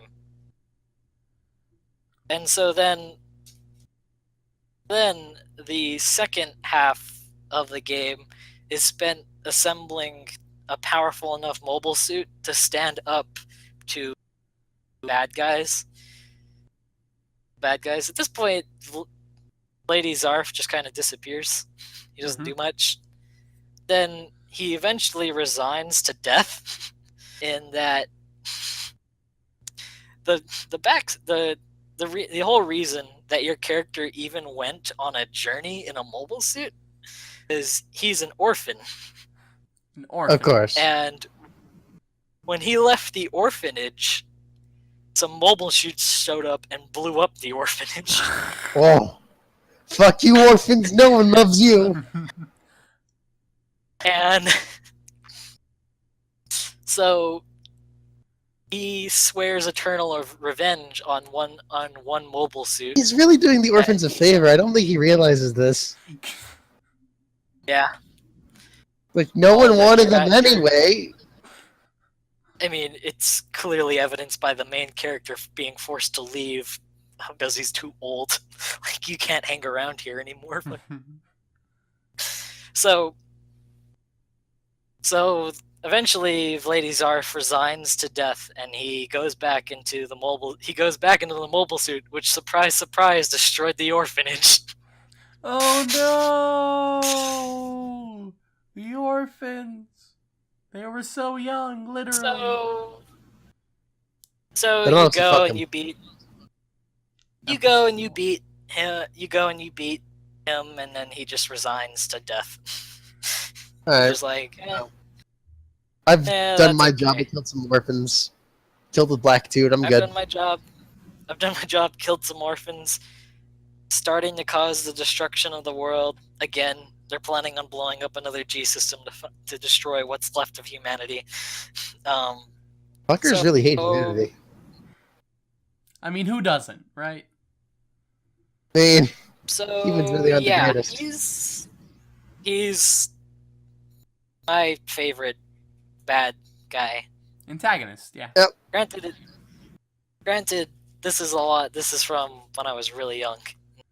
You seem to remember it vividly. Very well, actually. Oh no, I could actually tell you, and I could tell most of the campaign here. Please Mostly don't. because Nick, your week is so fucking long. I know. Wrap it right? up, man. You just keep talking.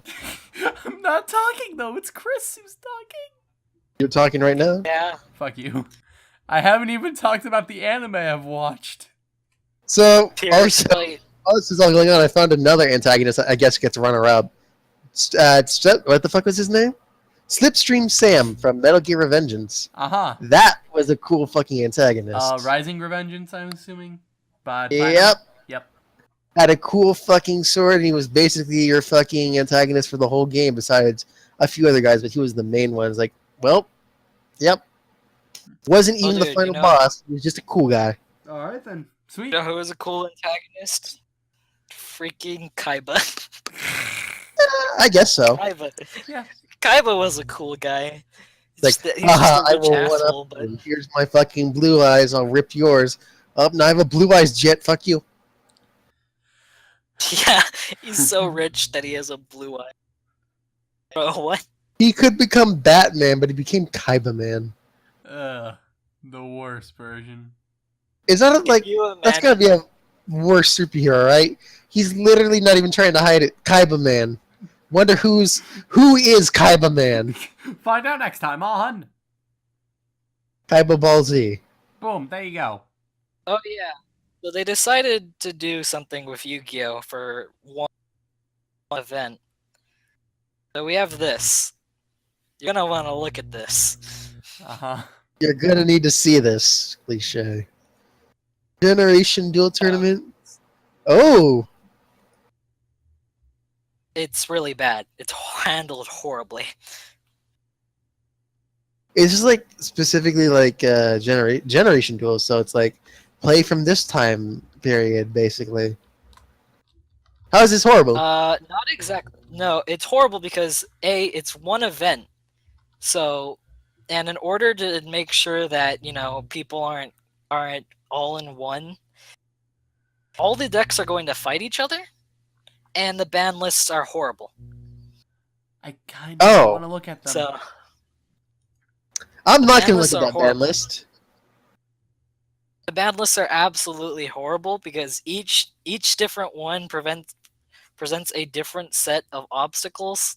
Like the original Yu-Gi-Oh one, that one is going to be full of like Exodia, first turn kills and stuff. That's first turn kill zone. The other four ones, they didn't ban any of the new Monarch or Cosmos stuff. So Monarchs and Cosmos are going to just shit on everything there. In addition, each set also has each one also has certain broken cards unbanned, so there's going to be some brokenness coming from there. So it's not at all handled great. You know, I was gonna say I'm looking at this. Oddly enough, Jaden has the least card game anime here of all of them. What the fuck? I mean, That's all that strikes me. there aren't as many spikes. Yeah. It's weird because you fucking look at it, it's like, that's the goofiest fucking hair. Then you see all the rest of them, it's like, what the fuck crack are you on? Like, everyone else has, like, highlights and spikes. You're and like on, if there was a noise. form of like neon fluorescent crack, that's what they're on. Another thing that hurts is this. So, what do you expect out of the first generation of Yu-Gi-Oh? You said this, I have no idea what you're talking about. Did you put another link or What something? cards do you expect to be forbidden? And that's Forbidden? that you can't use. Yeah, like no. I don't even know what's going on with the current ban list, so I don't fucking know. What wasn't around in the first generation of Yu-Gi-Oh? All the extra XYZ deck shit. Yeah. Yeah, well, most of the stuff, Fusion and Ritual, both used to great extent in the Yu-Gi-Oh anime and stuff. All those are banned. All Fusion and Rituals are banned in the Why? Yu-Gi-Oh era tournament. What? Nobody can figure out why. I mean, Why would you? I guess because Necros, but... Wait, so you're telling me I can't play Sandwich? No, my strategies. Nobody plays Sandwich anyway. But it's banned, so it must be good. Apparently. So they did that for the original. That's just one example of the horrible that is each of these ban lists.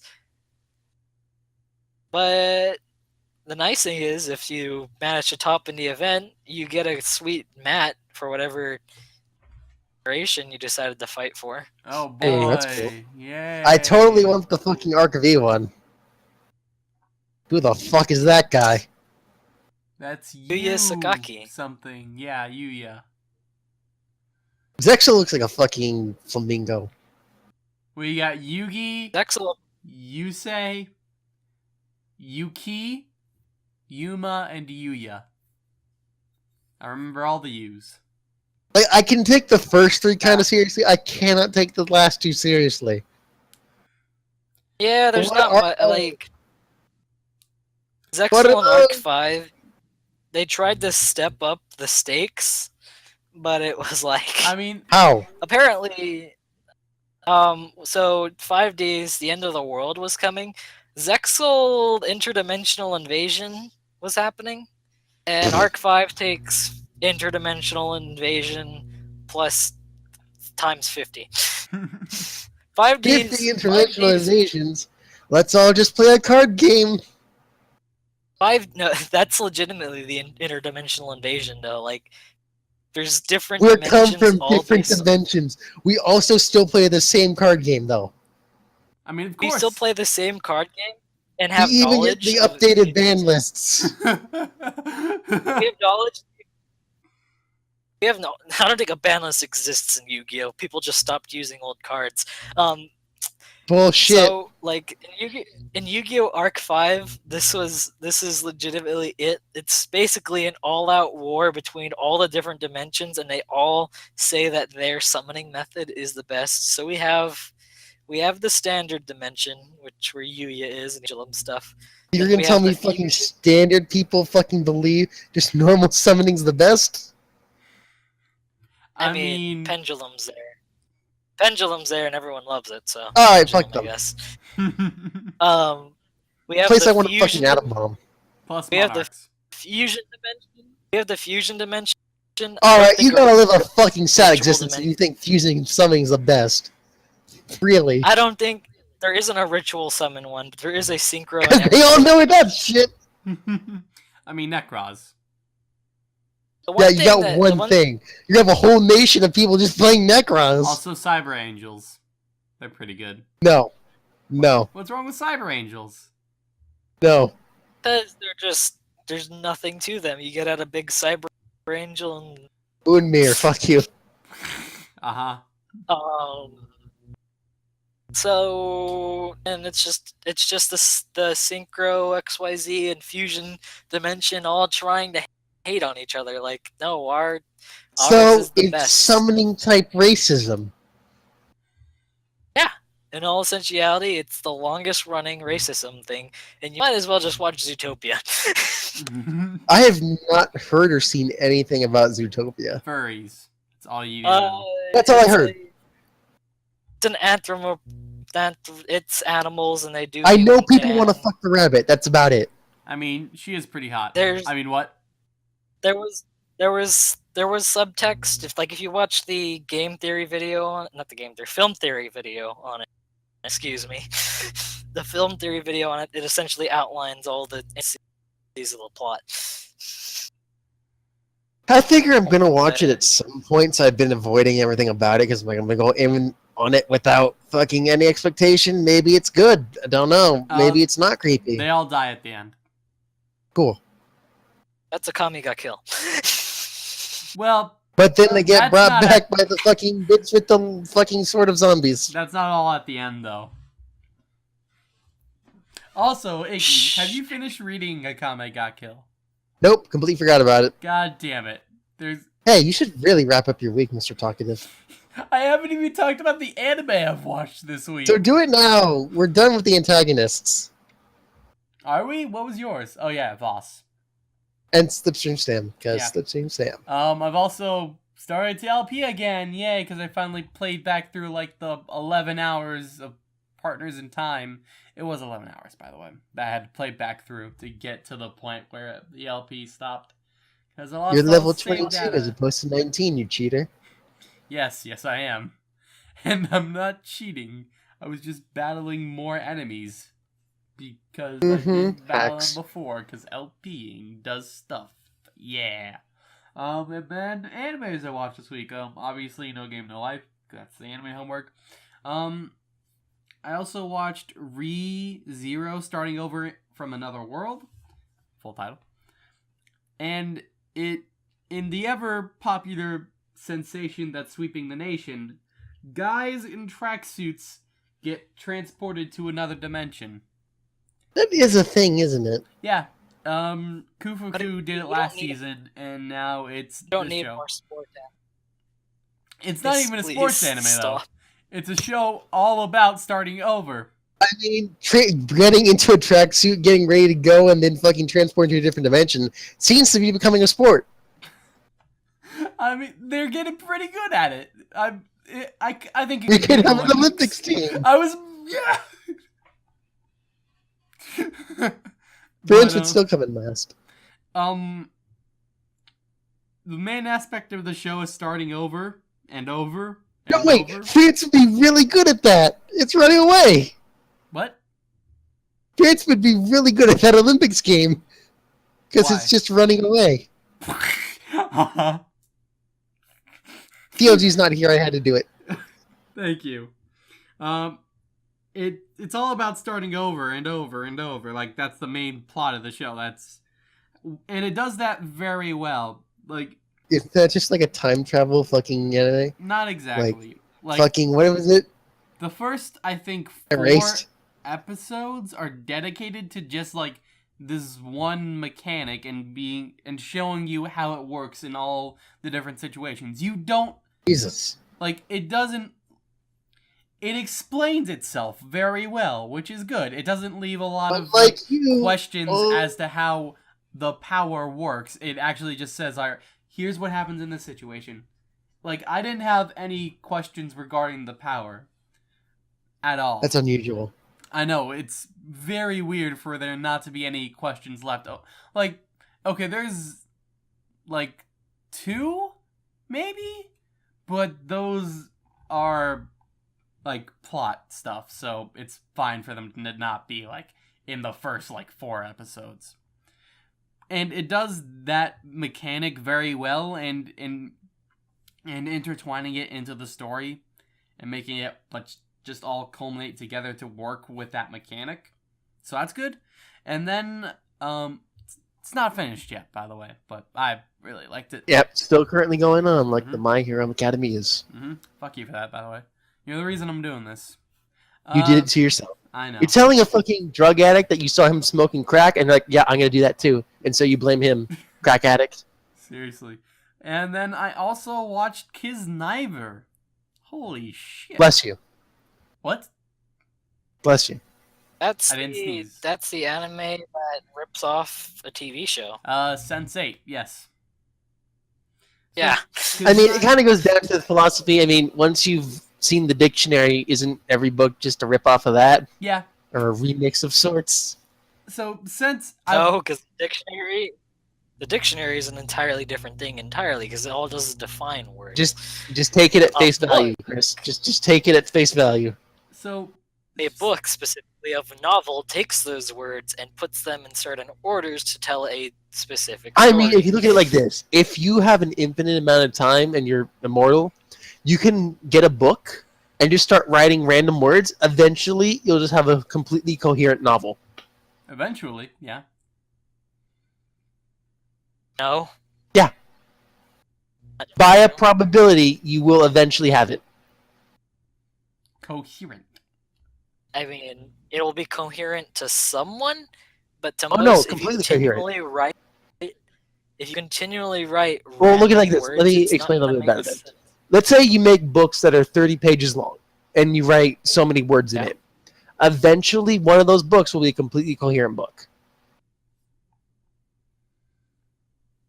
It's just, You will eventually if you're produce something that is coherent by putting random words in a random order. That's how wait, infinity is there and punctuation? yeah, it doesn't matter. You can do any permutation you want. I mean, yeah. Eventually, you will have something, because if you're immortal and time is infinite, you're guaranteed. Well, I say guaranteed, but that's the philosophy, or that's the theory anyway. There is the potential that it will eventually happen. Yeah.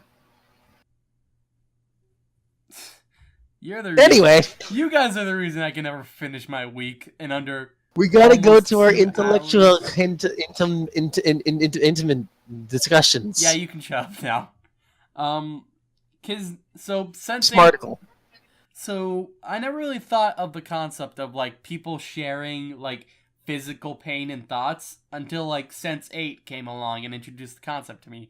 At which point I got really interested in it as like Physically?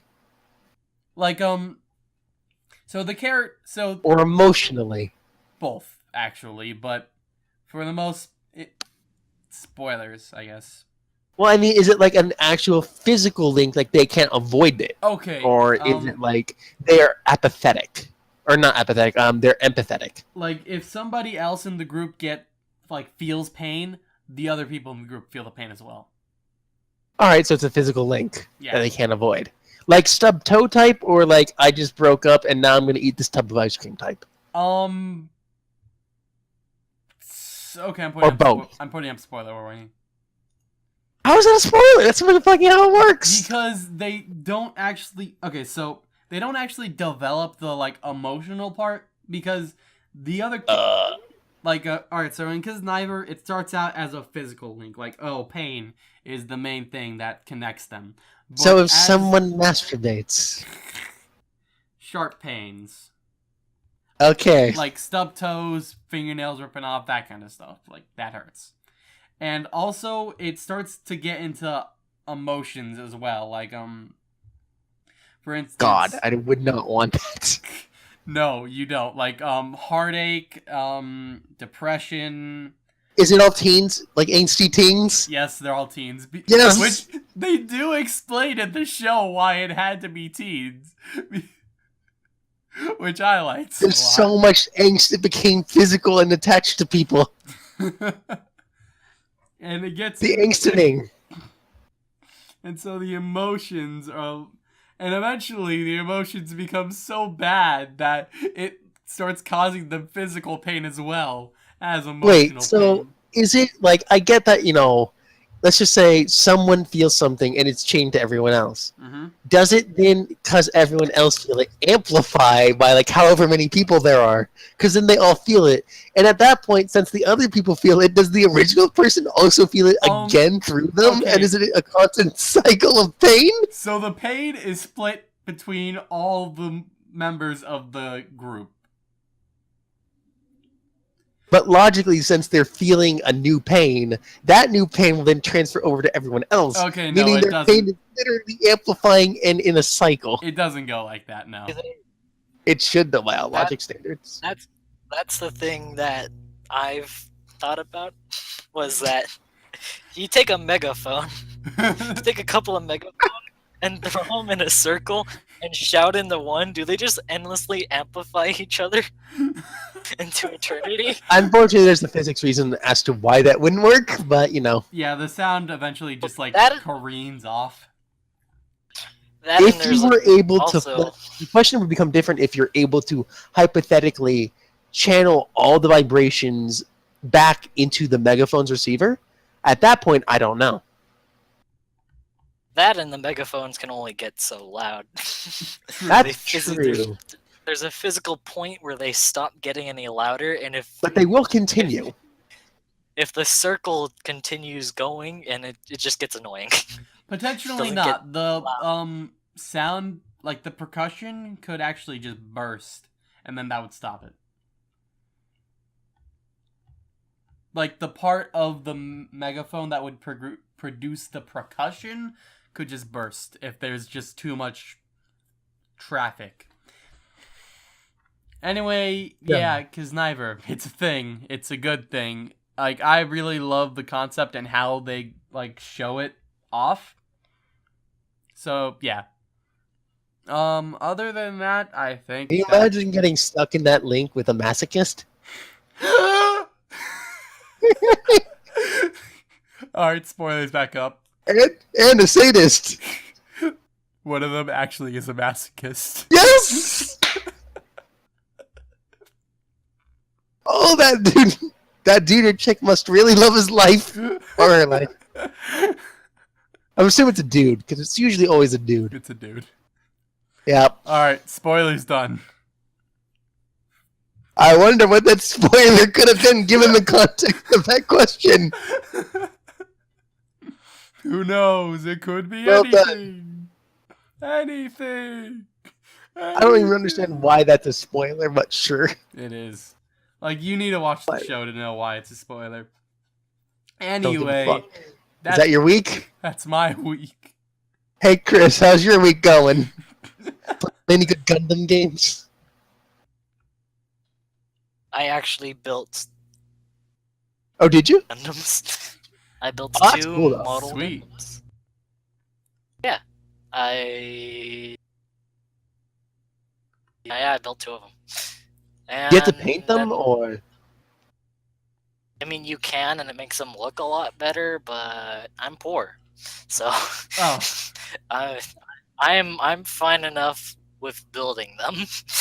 They look cool enough that the closest things I have to touching them up is they come with the plastic trees, and so you have to get them out of the plastic trees, and then sometimes like there's like little nubs of plastic from the plastic trees.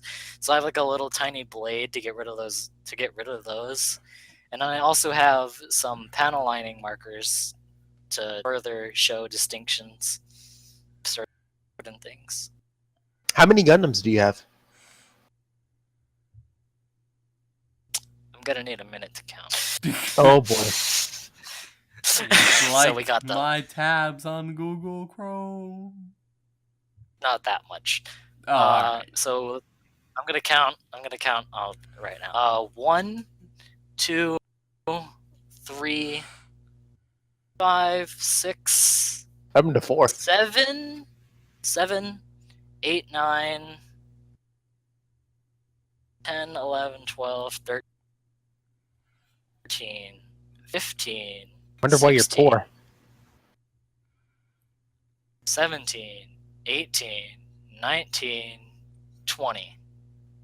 That's 20 too many. 20. No, it's only 20. 20. It's not 22. I have 20 different models, and that's only the Gundam models. Do you have like general other models? What do He you? has plain models as well, if I'm not mistaken.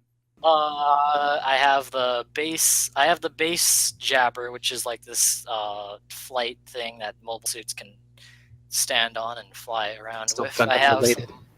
I have some alternative. And they're basically all just alternative mobile suits that aren't Gundams. Got a but Miku or something at least. Come on, be normal here. Oh yes, a Miku. You know, no, because most Miku stuff is super expensive. Yeah. like a Not knockoff willing or to- like some anime not willing figurine. to- Besides a Gundam, man. I have a I have- Mugia figure. I have a shark. Shark works. I have a Pikachu I have a. plushie. I mean, it's a shark in a jar. It's a preserved shark in a jar. I can. It's right here. I'm looking at it. I went to California once. I saw a preserved shark in a jar, and I was like, I need this to be in my room. So I bought it, and it now resides in my room. Humans are really weird. Very, very much so. The only other thing of note that I actually truly cared about at one point is I have an Enderman. That's pretty good. I have an Enderman plush because I used to play a decent amount of Minecraft. I did play a decent amount of Minecraft. I have an Enderman plush. Unless you want to count the millions of Pokemon. Buy 2 of them. I got a Pikachu plush. It's nice and soft. You know Japan has a Pikachu festival? I mean, why wouldn't they? Did you know they were gonna change the name of Pikachu and basically all the Pokemon in one region, and then that region uproared, and then they decided it wasn't a good idea? Yeah. I mean, you can't just change the name of Pikachu. Did you know the Pope said That was- Pokemon was okay? Did he? Please? Yeah, he did.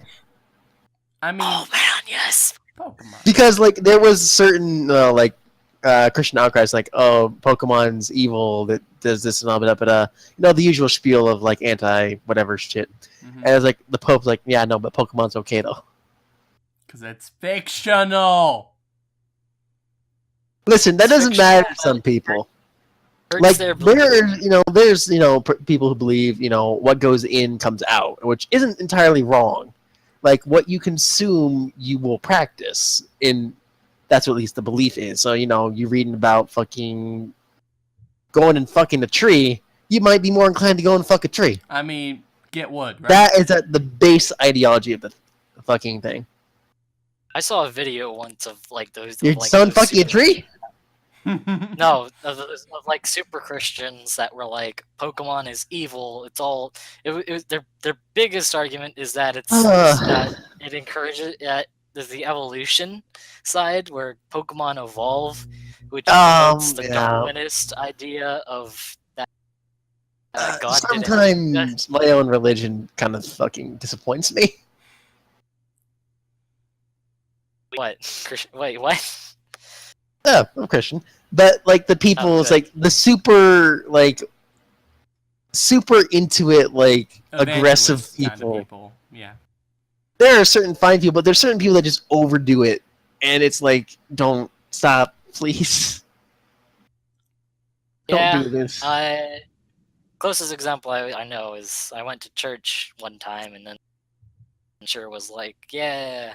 And he was listing all the bad things that America has done, like Trump's running for president. And then he was like, and gay marriage was legalized. And I was just like, does that even matter though? Yeah, I mean, if you have a benevolent God that can forgive everything, I'm pretty sure he's okay with that. That can forgive everything, and you're basing it all on a really old book. Like it's like some of the stuff, like most of the stuff in the book is absolutely super truly. There is some weird stuff in the Old Testament that another problem with it is like, I don't mean to get, like, no one should be offended by this anyway, but people in the church typically make up a lot of rules. Like, they take the Bible and they misconstrue it in certain ways. Like how, when I went to church a lot, women can only wear dresses and men have to wear pants no matter what. It's like, even if you're in fucking, like, I used to go to, like, camps and stuff, which was admittedly fun, but boys had to wear pants despite, you know, the several amounts of heat stroke going around because of that, and girls always have to wear dresses. That's not good. There's nowhere in the Bible does it say that's a thing, but that's what the church says, because I don't fucking know. Yeah, but the problem is they take it as law, and then no one truly knows why they're following it, but they're following it, and it's like, read the book. Doesn't say that. Please stop. Please stop doing this. Oh, yeah, that's my little rant. I read like the first page of it, and then I threw it against the wall. Cause yeah. Wow, could be dick. I haven't actually read it. I've read decent bits of it. And you can get confused quite easily. Anyway, Pope said Pokemon was okay. I've been to, like, church before. There's some ceremony. There's, like, people go up and Depends eat bread. on what kind of church. Drink some... But you were at a Catholic church. Yeah. I typically don't subscribe to the Catholic form of thinking. Much more... I forget what the actual term is. I don't know. I just go with my grandparents sometimes. Yeah. You get to eat bread and crackers sometimes. Yeah. Drink grape some juice. Yeah. It symbolizes something, but I don't know what it does. Apparently blood of Jesus or something for the juice. Oh yeah, that's it. And there's a lot. His body. There's a lot of different sects. S-E-C-T something or other. I don't know how you say it. Sext, not sex. Just in case you're misconstruing that. Sex. There's a lot of different. No. Yeah, sext. I know what you're trying to say. Yeah, of the Christian ideology. Like, there's the fucking Orthodox. There's the Catholic. What's the other one? God. Eastern Baptist. Baptist. That was it. All come most. Baptist is the one that's usually not crazy. I say that kind of biasly, but usually the one that's not gonna go out and be like a Westboro. I assume you guys know what Westboro is, considering your chuckle. Baptist Church, yes. Yeah, I mean, there's that one. We don't talk about that one. I wonder why. Done some pretty sure that's like a paid promotional thing of something. So, I'm certain they can't be real. So, Chris, was that your week? You got more. I played Borderlands 2. We've already got into that, so I'm not going to go. Oh, I don't think we did. I don't remember Borderlands 2. Tell me, have you heard something called Anarchy? Great. I have this on recording, motherfucker. You can't fool me. There's no point in playing any other character because that character is just spray and pray. I don't have to think anymore. Like, I walk in and I just basically have to worry about... I can't even remember, like, one of the main characters. Like, there's fucking Gunzerker dude. You've got... Well, that's one Salvador. of them. Yeah, you've got the Elementalist lady. Oh, there was Generic Soldier dude. Yeah, turret guy. Who Who the fuck played him? I tried him. I don't. His turrets are just so shitty. Hey, I you had a can. friend. It's basically like the reason I had the a Vector is so friend good is because. Oh wait, what? I had a friend who played him, but the only reason he's any reason half decent is if you manage to you go into his middle category and you make deploying your turret you make deploying your turret a nuke. And then you also get the perk that you deploy 2 turrets, and then essentially that just makes him a giant Enemy nuke grenadier. inbound. You just deploy your nuke. You just deploy your turret as a nuke. That's all you do. That's all you do with his character. It's just bonus that the turret happens to shoot at enemies. So the reason the Necromancer's good is because you take fucking Axton's ability, and you take fucking Zero's ability, and you make it a single ability. Laser death robot that distracts enemies. Enemies won't kill you, and then he can also do a lot. Like I played an elemental based build, the middle tree, it's elemental based, but it leans a lot towards electricity damage. So I played that, and like the death trap I got from that was pretty cool. He was fairly powerful. Every once in a while, he'd like shoot this orb, and I could shoot the orb, and it would cause an electric explosion. And additionally, every time I reloaded, an electric explosion happened near me. Yep. The biggest problem I had with that was I always managed to be standing next to a barrel. When I did that, and then the barrel would explode, and then I would. You're standing next to an explosion of poison and a slag barrel all at once. You're gonna have a great time. Yeah, it was. It came in handy during combat where I wasn't standing next to a barrel. Also came in handy when you were downed. Oh yeah, so slag is 2 times on everything except Ultimate Vault Hunter mode. On Ultimate Vault Hunter, it's 4 times. Okay, I was right. And you were right. Everyone's right. Yeah. Yeah. Yeah. So there's no point. Except for communists. Never right. No point in playing any anarchy-based build because even if are they communists? It's the most fun thing to do because it's legitimately within this spray and pred anything that moves. All right. Did you do anything else? Like enemies. I made a Yu-Gi-Oh deck. I actually made one. Oh, you didn't copy off the internet. I modified a net deck one. Yay.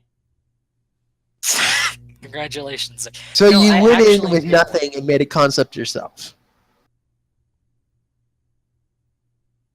Yeah. Well, I was aiming for one thing. I made a deck that did the one thing, but it did it really poorly. But in trying to make that deck function, I found a different sort of synergy. And I was like, I'll go make a deck based on this synergy and basically abandon the original idea. And I made a deck based on the newfound synergy, and I was like, this is great. You should elaborate, probably. No, because what we tend to do is after the podcast we play Yu-Gi-Oh! Yeah, but everyone listening to the podcast is like, yeah, that's a cool story, bro. What the fuck you talking about? He's talking about Yu-Gi-Mons, you know? That thing. I figured they gathered that much. I'll say it on the next podcast. Alright. Alright. Look forward to it. Reason to come back next week. Yeah, I'm actually giving the people a reason to come back next week. What about it's not the anime homework or the fucking just to hear our, beautiful solemn voices. Solemn? Yeah, or somber. Excuse me. There you go. I'm mixing up solemn and somber a lot these days. Uh-huh. It's actually come to the point where I've noticed it. Uh-huh. That's weird, isn't it? Uh-huh. It's just when I mess up a word enough, I notice it, so I can actively try and not to fuck it up. This never happened to you? Uh-huh. Right, okay, I figured. So Say it. I Oh. I couldn't hear you for like a solid 6 seconds, so whenever your like thing lit up, I was like, Oh, no, I was quiet for a solid 6 seconds. Oh. Oh, wait, what? So you didn't hear anything about, like, my problem? No. It's just Oh. that whenever it lit up green, I was like, yeah, sure. Oh, I thought you were being a funny fuck. What I said was, I keep mixing up solemn and somber. Why? I don't know, but it got to the point where I'm noticing it. Alright. Does that ever happen to you? No. Mess up a word enough where you notice it, so you actually try to not? Has not happened to me. Well, I'm just a loner, I guess. Yeah. Lone wolf, out in the world on my own. Alright, Moon. Got no one on my back. The only one I can trust is myself. You can't even do that, right? Lonely roads are the only ones I've ever known. Don't know where it I walk goes, these empty streets. but it's only you and you walk alone. Ah. Ba, Ah. ba, Ah. ba, Ah. ba. I don't remember what comes after that. Nope. I actually don't even know who fucking makes that. Is that Green Day? I think it is Green Day, yes. Honestly, Green Day, Fall Out Boy, the rest of them, they all kind of blend together. I lost track of whose week we're on. Christopher's, Christinitis. So I was halfway through the anime homework and then got off track when I mean, you've seen it before, though. I have seen it before, so it doesn't like it truly matters. But I watched 2 models, and I built 2 models, and then I played Boards 2. I was gonna say, what the fuck is 2 models? I've never heard of this show. It sounds like a fucking Hallmark thing. 2 models? No. Okay, so we went through my week. It's now for Dominic. Jesus. Do it. Well, like 2 hours into the fucking podcast. We are 2 hours, what did I do 22 this week? minutes in. This week I worked on D&D only to lose it. Yeah. It's pretty good. I finished my 2nd playthrough of Dark Souls and I'm started on the 3rd. 3, right? God. You know, it's come, like, as I've gone through the game a 2nd time, I started, like, the last boss. Really started to appreciate it because I noticed shit about it. I don't know if I want to spoiler warning. Why not? Alright, it is up. Dark Souls 3 spoilers. Alright, so in fucking Dark Souls, there's this concept throughout the whole fucking series of the Age of Light and the Age of Dark. So to keep the Age of Light going, people are sacrificing themselves to the fire, particularly really strong people, so that the fire can keep going. So that's been the theme throughout the whole game. You know, the fucking player did that if they wanted to in the first game and all that. So yeah, that was cool. In the 3rd game, the last boss is something called the Soul of Cinder, which is literally the accumulation of everybody who's ever linked the flame ever. Every player who's ever done it is a boss, basically. Because they fucking show this by the boss literally switching his playstyle every few minutes or so. Like, every few attacks he'll switch his playstyle. Like, he'll literally turn his weapon into a different weapon. Like, 1 minute he's fucking shooting at you with a spear and fucking cleric magic, and then the next second he turned it into a staff. He's shooting fucking magic, and then he's got a fucking curved sword and he's backflipping. It's the coolest fucking shit I've ever seen. And then after all that, he fucking, like, once you kill him, he gets a 2nd form and he turns into the boss of the 1st game, which is literally amazing. It's the best gosh damn boss fight I've ever seen, and it's the best way to close out the fucking Dark Souls 3 or Dark Souls series. I love that boss so much. Are there not going to be any more Dark Souls? They have finished the series. Alright. Which is sad, but... Can be more, but the creator... No. They literally said they're done with it. They're gonna probably go on to like fucking Bloodborne or more Souls-like IPs. I imagine they're not just gonna abandon that because they've built up something so big. What they want to do is detach the story. Because believe it or not, I imagine the hardest part of making these games is making a story. Because that's what everyone plays them for. And have it be coherent. And making a story, have it be coherent and so cool, and put it in the background of every weapon. Like everything they make have some piece. That's what people. Like all the callbacks they did, all the callbacks they did, like Dark Souls 1, I guess so, in the fucking items and like all the like locations and the people you see is like, oh, it's these guys again. That's cool. How does this all tie into the story? Because when you see that, it has to tie into the story. There's no way it doesn't, because if it doesn't, they failed. So literally everything in that game, from every fucking location to even some textures, are deliberately and meticulously placed because of that expectation of storytelling. Dude, Ornstein and Smaug, though. Yeah. Nice. You find their armor. Oh, that's nice. In a place that's literally under Anor Londo. So it's like, yeah, that makes sense. If it was anywhere else, it wouldn't make sense, and there have to be like some story explanation for that. Dark Souls 3, Dark Souls in general is one of the best fucking franchises ever. Easily my favorite games. So besides starting my third playthrough on that shit, I just today fucking watched the entirety of Sonic for Hire again. How many times now have you watched it? That's the third time. Ah. The good show.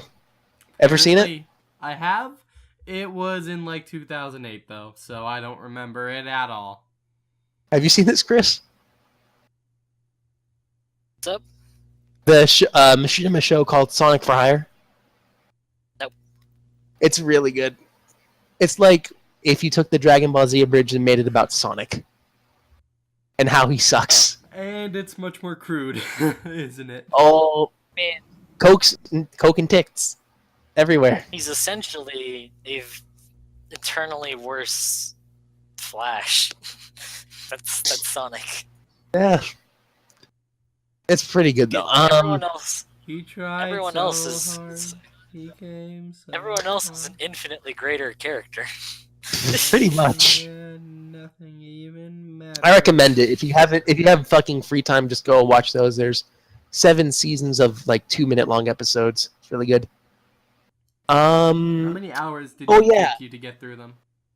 It took me like an hour or two. It wasn't bad. There's like movie versions, like you don't have to fucking click on each episode, so that's helpful. Sweet. Do that then. Oh yeah, the game everyone was asking for is coming out. For Honor. Wait, No. Kingdom Hearts 3. Nope, even bigger. Final Fantasy 15. Even bigger. Necopara 2. That's already a thing. Oh. Necopara 3. Even bigger. What's bigger than Necopara 3? Watch _Dogs 2. I thought you were going to finish that up with Half-Life 3. Nope. For some goddamn reason, they decided it was a good idea to make a sequel to this thing. Watch _Dogs Watch Dogs? 2. Yep. What? I mean, Watch Dogs was a half-decent game that was of an interesting not received sort of well by most people. Now, I'm one of the people that like this game, but when I saw that, I laughed because I know this game's not going to sell because people already have it in their mind that this shit's bad. I imagine, like the whole concept was cool, so I imagine they could, build upon it and maybe fix some shit and not graphically downgrade the shit out of it. So, I mean, the first one sold pretty well, didn't it? I don't know. The premise was good. The delivery and what they did with it was bad. Because they had a premise of hacking into things, and then they hyped it up with some very, very good-looking demos. Some demos. Quotation marks. They delivered the product. They delivered the product, and it was bad. People, don't hype it up. Set the bar so high that you can't reach it, but at least set it to a point where you at least be able to reach it. They set it so high that they were like, yeah, we can do though. God, we can't do this. Yeah, I'm just surprised they made another one after like all that. Like it got so much bad press about it. It's like you're actually gonna make another one. I'm probably gonna get it. I'm gonna wait a little bit and see, but I imagine it's gonna be good if they build upon it. If they do the sequel right, it could be very good. It could be. It could. It's $60 though, of course. I mean, I like same with every the AAA. tags. The popular user-defined tags on Steam are Illuminati, anime, dating sim, nudity, and hacking. Wait a minute. Why is any of that on there, actually? Because Steam tags are inaccurate for the first month they're on there. I suppose. You know, it really doesn't help when your fucking trailers are pre-rendered. No, really doesn't. Really put in some, like, do Bethesda. Use all in-game shit. But that's the problem, because the endgame is buggy and shit. So? You don't want the people to see the bugs. Now do ya? I just found a Jesus Christ RPG. I'm not surprised.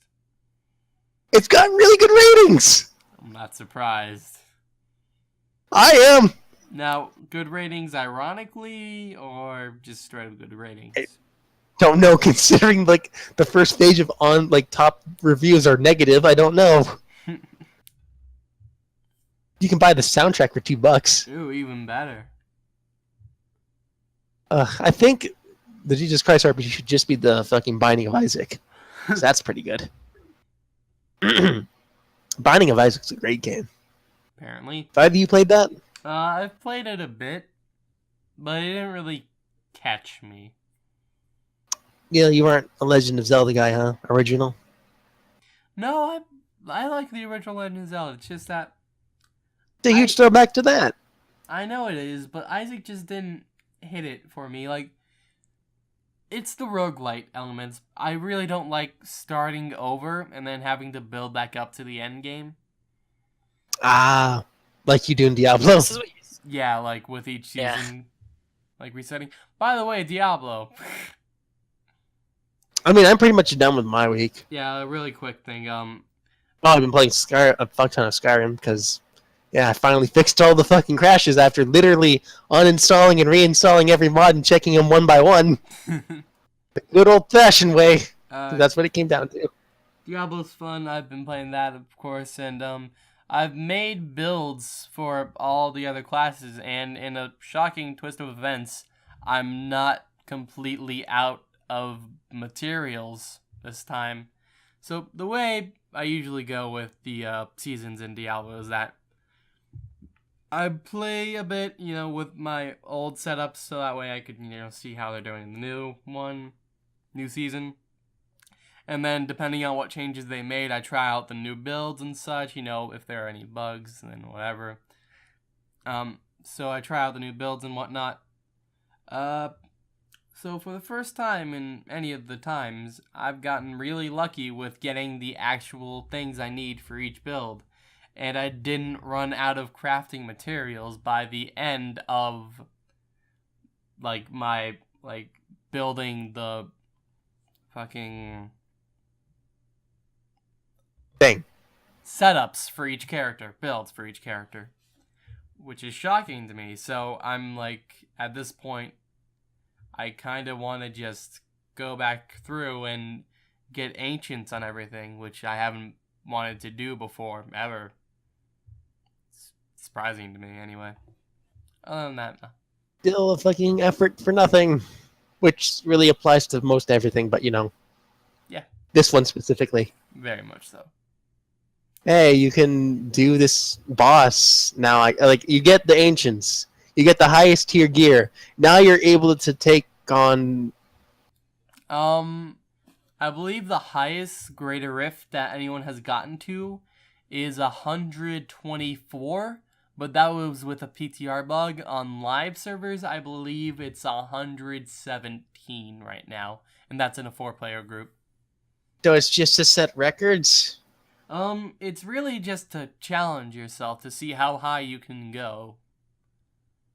That literally can't do that. I can't do that. It's what I like.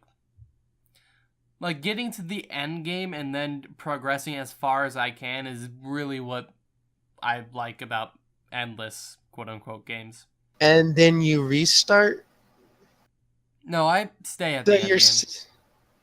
I mean, but then, like, if you want to do something new, you have to restart, right? What are you talking about?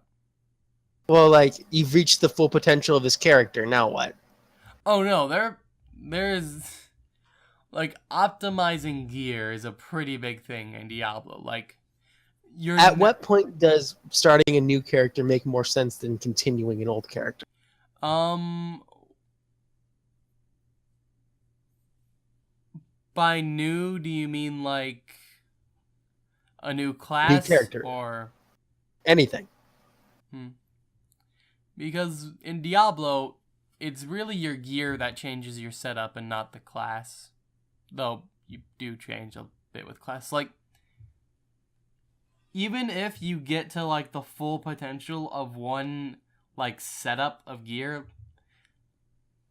on one character, you still have at least 4 or 5 other like sets that you can use and fulfill to whatever potential they can make. Like, I would say the point when you have fully addressed each build, like speed farming, bounty farming, greater rift pushing, like once you've once you've fulfilled those 3 builds and you like played enough of them to where like, okay, I'm good, I think that's when you would switch to a new character. That's like the Binding of Isaac, except you don't die. Except you lose all progress when you die in Isaac. Hardcore. I don't play hardcore, softcore for the win. Because you're not hardcore. I know. I hate losing my progress. All right, well, which is why I took. Perhaps we should move on to the anime homework. Yeah, sounds like a plan. So, Chris, you won. What do we watch? Chris, since it's our occasion where we all get to talk, why don't you talk first?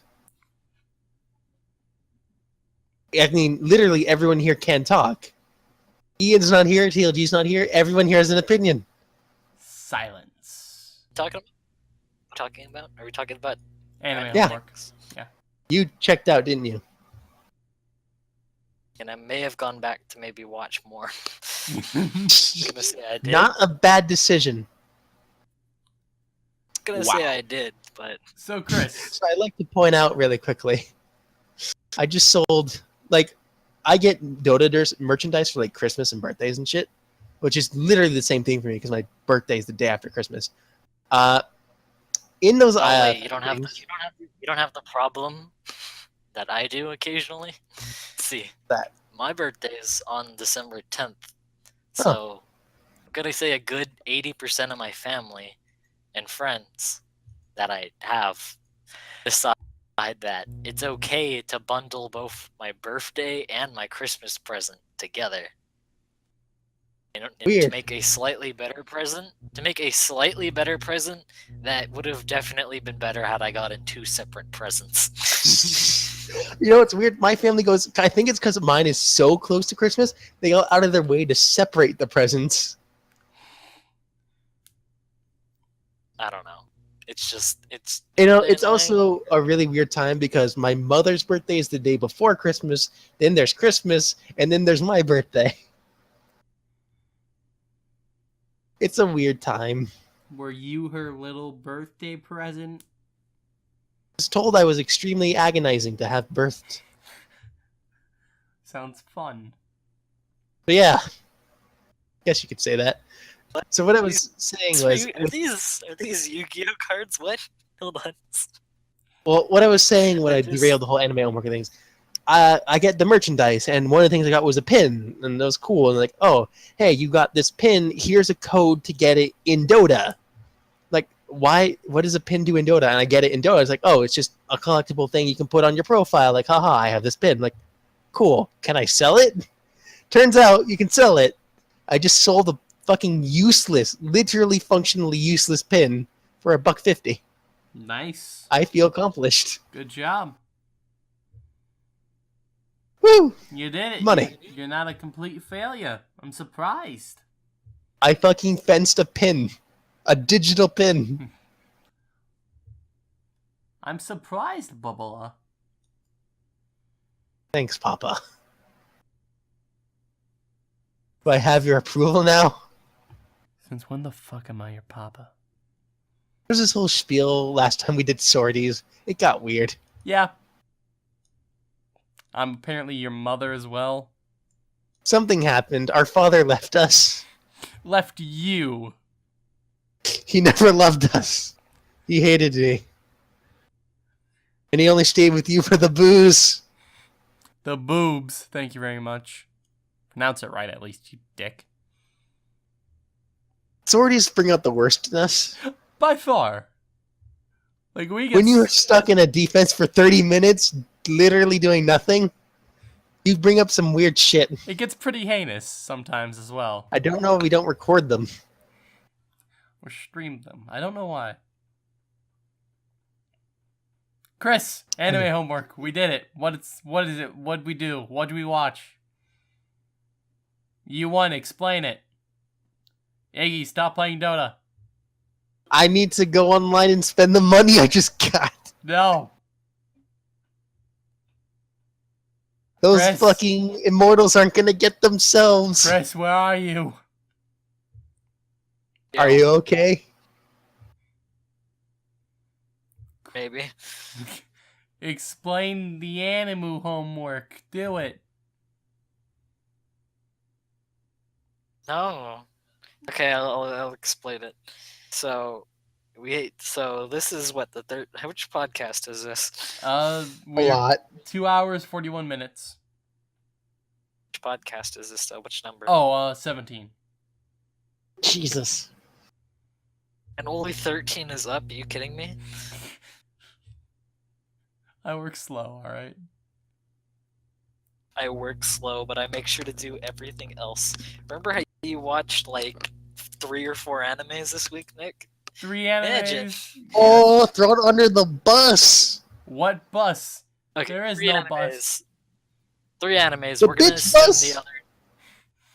3 animes. We're gonna assume the other 2 were standard 24 episode animes, and assuming you 10 spent and 9. 10 and oh my god. I mean, they Jesus. weren't finished yet, so that's why. No man, Nick's getting the more unfinished anime, so we can I know. cry. Sucks. Stuff slowly gets released. So we got 10, 9, and 12. All right, that's 19. That's 31.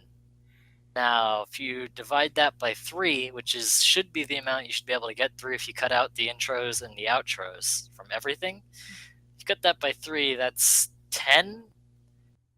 Spent 10 hours and a third.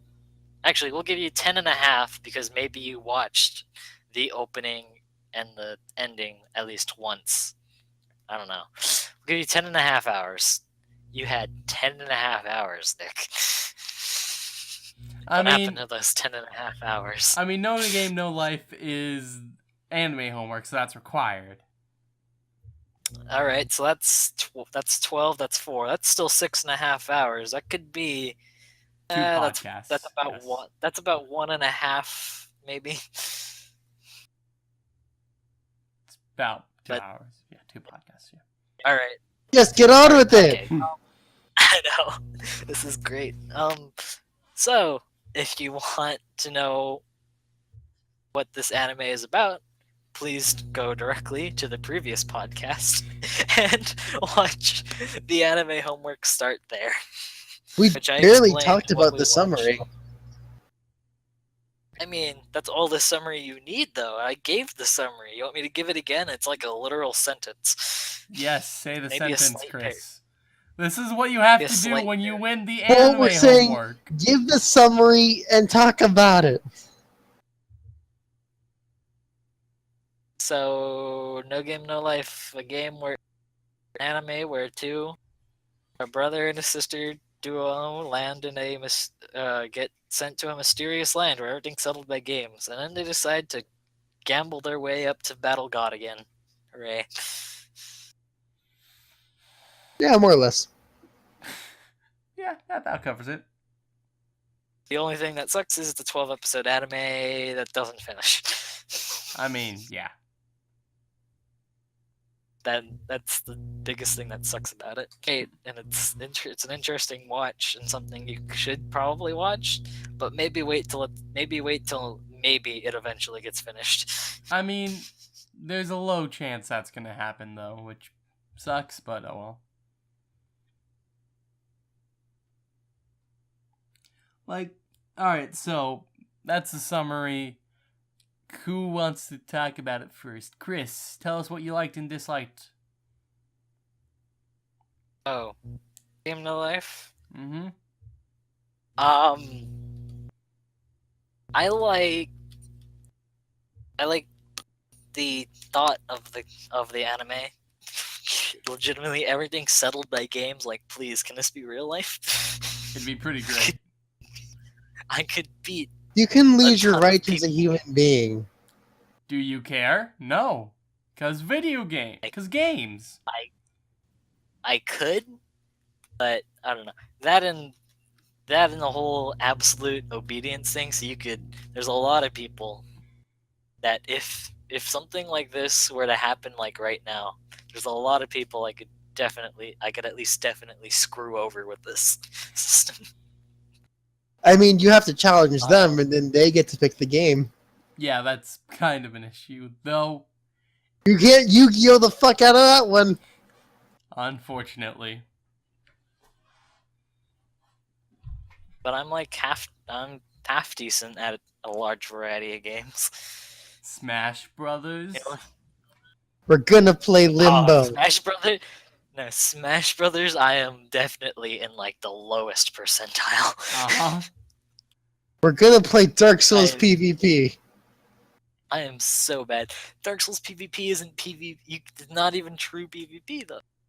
How is it not PvP? Within the literal definition of the word, it is PvP. Player versus player. Last time I checked, you just need a player and another player. They need to duke it out. That's pretty much PvP. That's about it. What do you mean it's not PvP? I think he means that there's too much freedom and mobility. Like, there's not enough restrictions on the PvP. Maybe? So I don't know. I liked the anime. One thing that I liked and kind of didn't like is how basically the anime's colorization can be described as Skittles. It's colorful. It's very colorful anime, and it's just it can get annoying. I can see that. It was my favorite aspect of the show, like the visuals.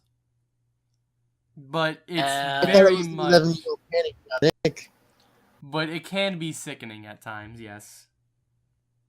Continue. And one thing that I didn't like was everything that they did. There wasn't much of an actual, like, up until the final portion, the final game that they played. There was no actual physicality to any game. You didn't have to physically prove your strength or anything in any sort of game. Like, that wasn't an actual thing. It wasn't like, I challenge you, okay, we're gonna do a weightlifting contest, and you challenged a bodybuilder, and at that point you just kind of die.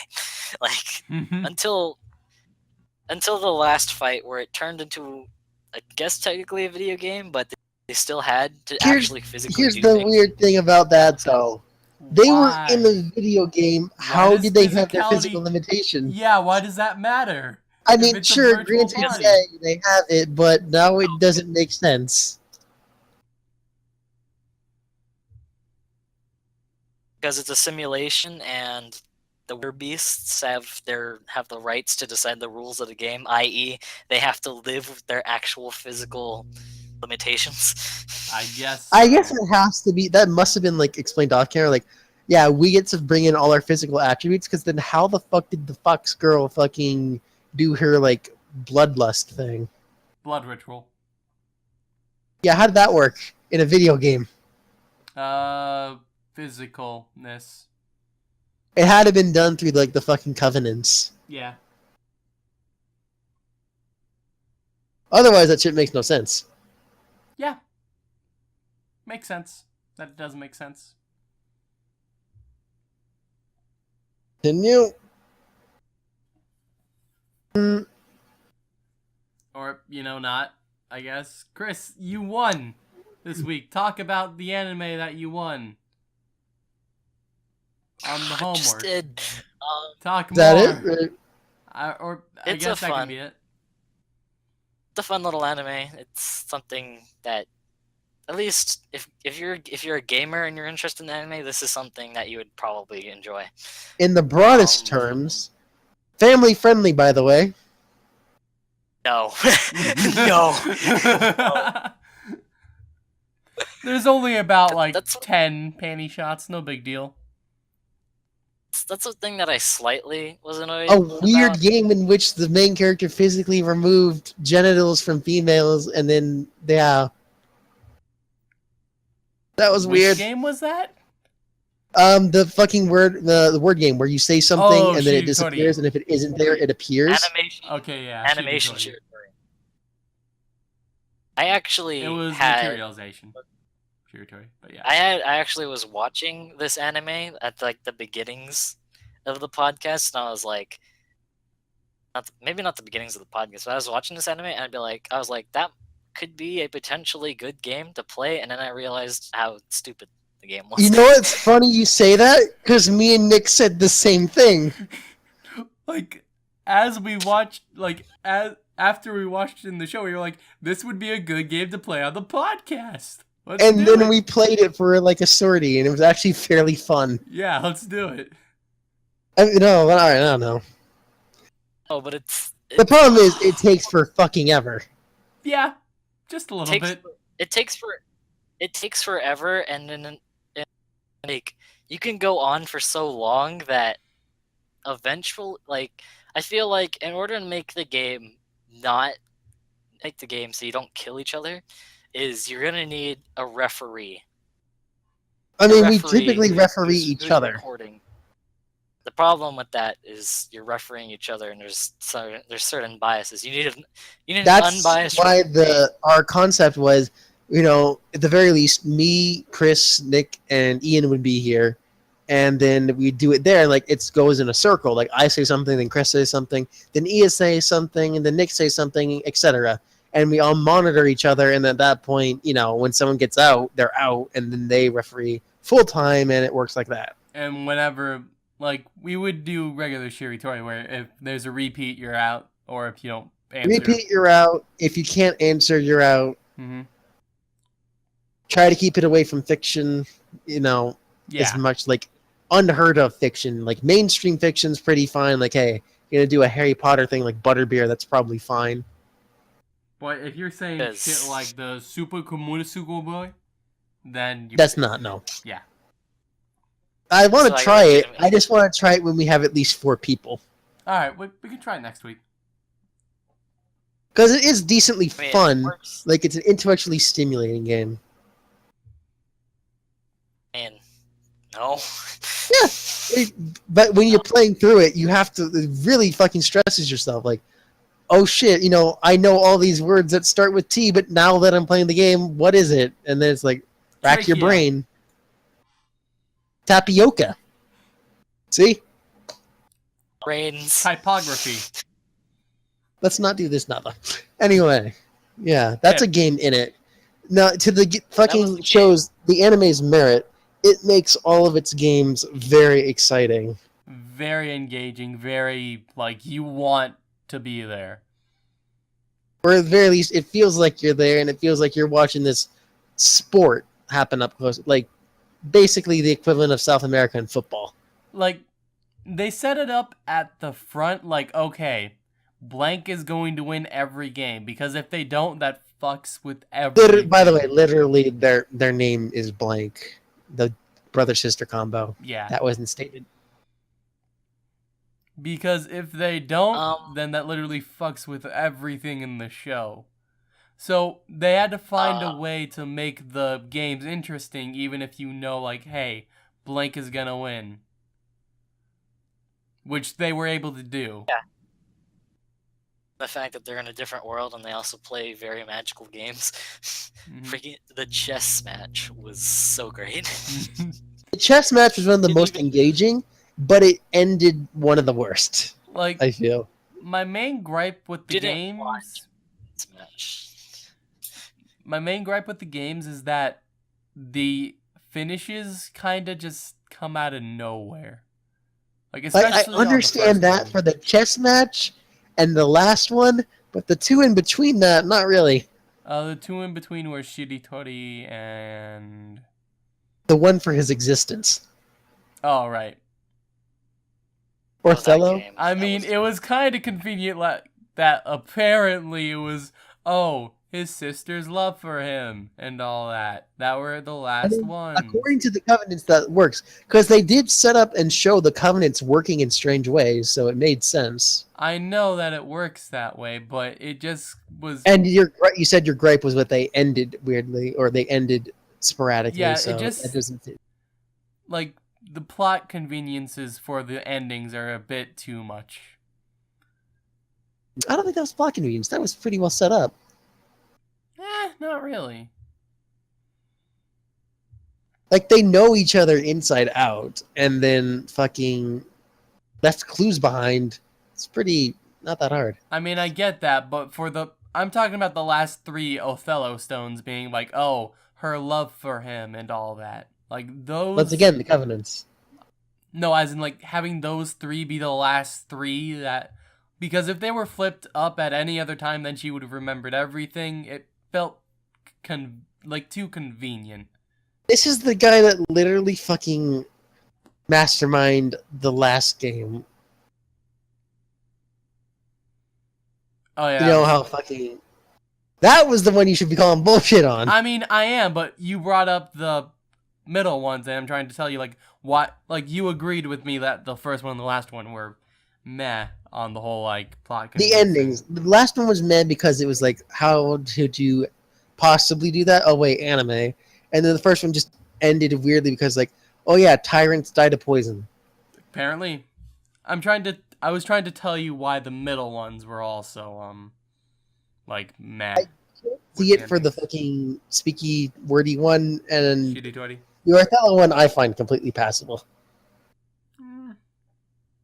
I will admit the Othello one is the most passable, but it's still eh.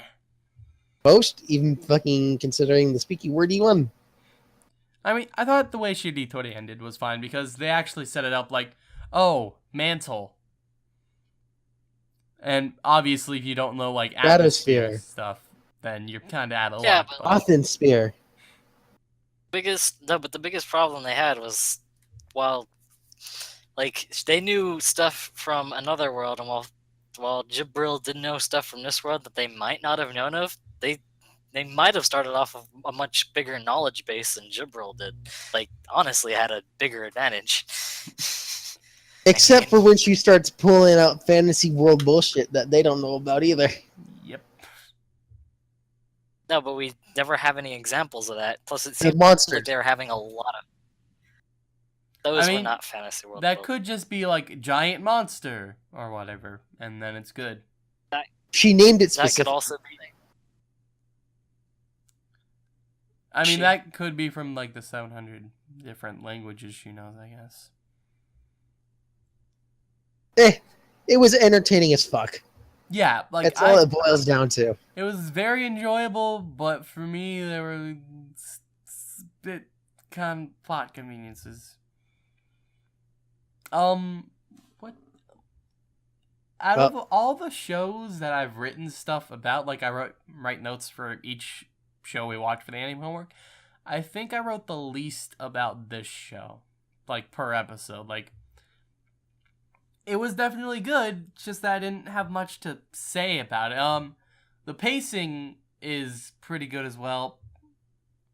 Let's see what else I wrote about. Like I wrote about 3 sentences. They do make a lot of like game and anime references, which are appreciated because they're gamers. And I also very much like how objection.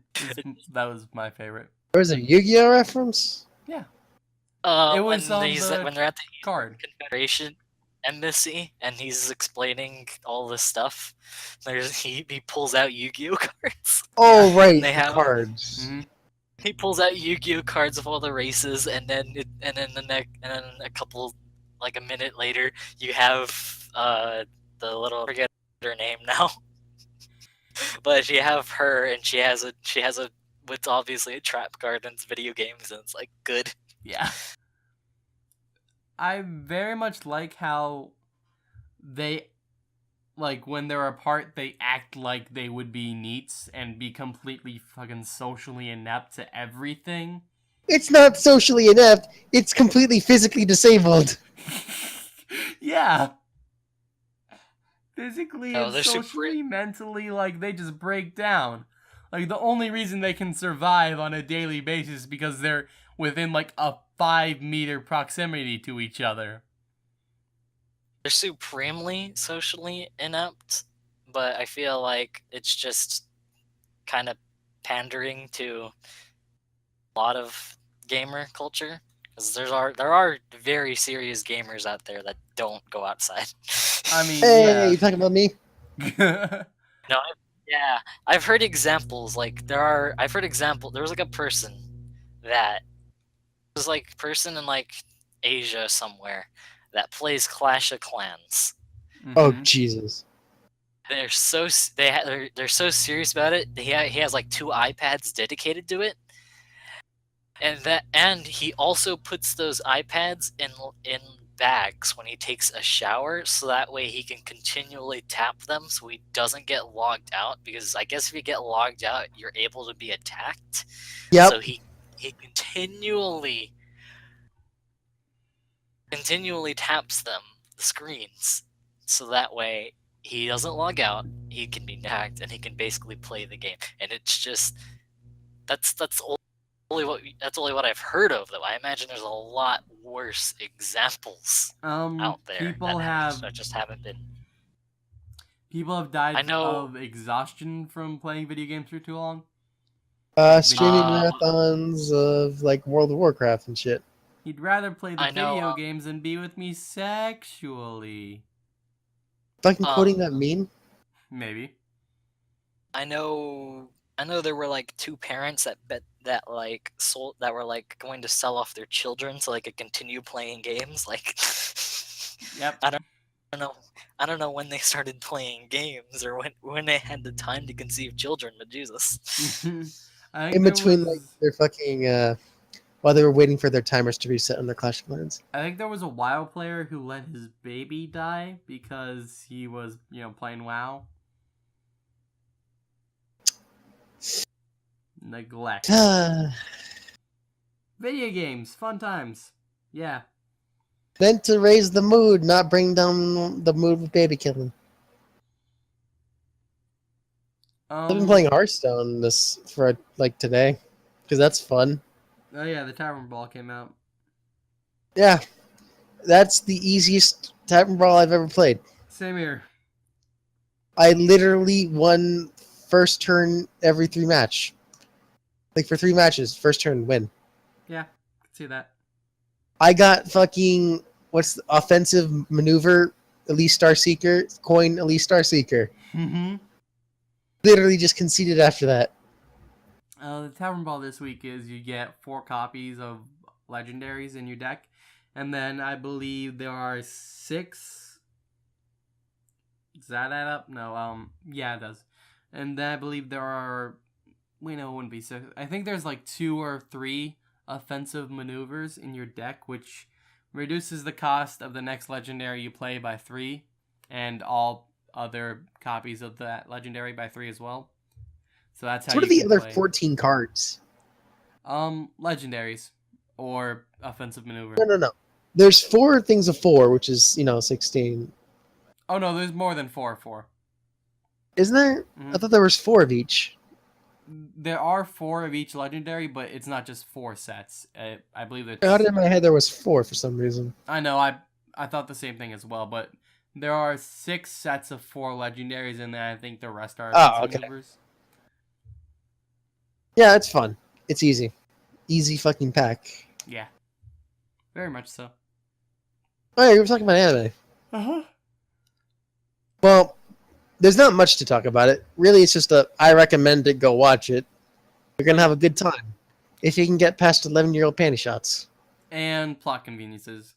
Like, it's definitely an enjoyable And show. plot conveniences. Like, it's an enjoyable show. It's just that there's not much to say about it. Besides, it's enjoyable and engaging. As to why it's enjoyable is because it makes shit entertaining. That's just it. Its games are entertaining. Admittedly, when it's not playing a game, it's like doing some world-building shit that's not as entertaining, but still fairly engaging. Yeah, it's still pretty good. Like, Stephanie Dola, I like a good amount because she's tries so hard. Trying so hard. Try so hard. I like so far. Like, but in the end, favorite- you had to dress up as a dog because reasons. Yeah, go ahead, Chris. one of my favorite characters is the grandfather because he just keeps coming back. Uh-huh. Like one of my favorite parts is when like I think I can guess. he talks to Stephanie and he's like, Stephanie, humanity can win, but if you're playing against another human, you're screwed. Like, that was so great. And then you can use its weakness to outwit anyone. But if you're fighting another human, you're screwed. You're screwed. You're screwed, Stephanie. And it's like, oh. Well, then. I guess it's back to the coal mine for me. Like, Stephanie is probably my favorite character. Shiro... Dude, but Shiro's third. Jibril. Soma's second. Fuck is Soma? Jibril? The guy. What? Sora. Sora. Oh, Sora. They said Soma. I did say Soma. I thought his name was Soma. Yeah, Jibril. okay. The Covenants are really weird. Like, they don't properly explain the extent of what they can do, but it appears they can do physically anything. Yeah. Well... No, they don't like go into detail, but from what I gather, they're like absolute covenants. Yeah. Like, they are what they are, and there's not a lot. There's not a lot of loopholes to them. Like the whole that must be enforced. Like, if you enforce a behavior on someone, sure, but like if you take someone's items, there's nothing stopping you from giving it back. No, we saw an instance of that, but it's like, yeah, you give it because you want it. Yeah, there's nothing stopping you from giving it back, but like, hey, I have an apple. I'm going to give this apple to a random hobo. Well, it's now the hobo's, so it doesn't matter. Like, when it says your possessions now belong to me, that doesn't mean you can't just give it back, is the thing. Because physically now it's their possession, so it's like, hey, if I'm going to give this to you. Yeah, it seems not getting it back, it's literally just giving. It seems like you can still buy and sell stuff in the world with, like, money and such. It's just that... They didn't go over that too much, mainly because, spoiler, they just became royalty, like, instantly. Yeah. Like, you can still buy and sell stuff in the world, it's just that games are, like, what... Usually... Like, it seems like games is what it usually comes down to. They didn't really show it, but I would have been a lot more interested to see maybe life as more commoner for a little bit before immediately becoming, king and queen. Yeah. I imagine maybe they would do that, like going to a different city where they don't have as much political power. Probably to try and capture a race or some shit, but They also didn't talk too much about the 16 races besides humanity, elves, and werebeasts or war beasts. War beasts. They literally. And the other things, the angel type things. We got one the Flugel. We got one mention of them. I think in the very beginning when She made Stephanie the was cookies. like going.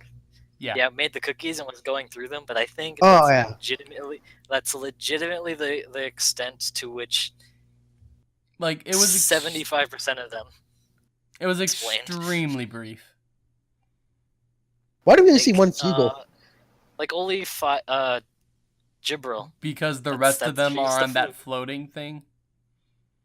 She was on a floating thing, wasn't she? Or did she? Oh, never mind. She was in the library. And additionally, the floating thing is also living, and they're gonna have to figure out how to play a game against that. It's great.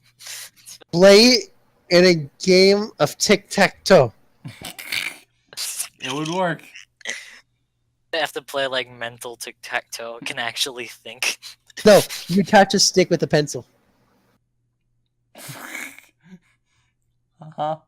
Anyway, I'm done with my fucking review, so I'm gonna give it a score. If you guys are done, then we'll do that. Yeah.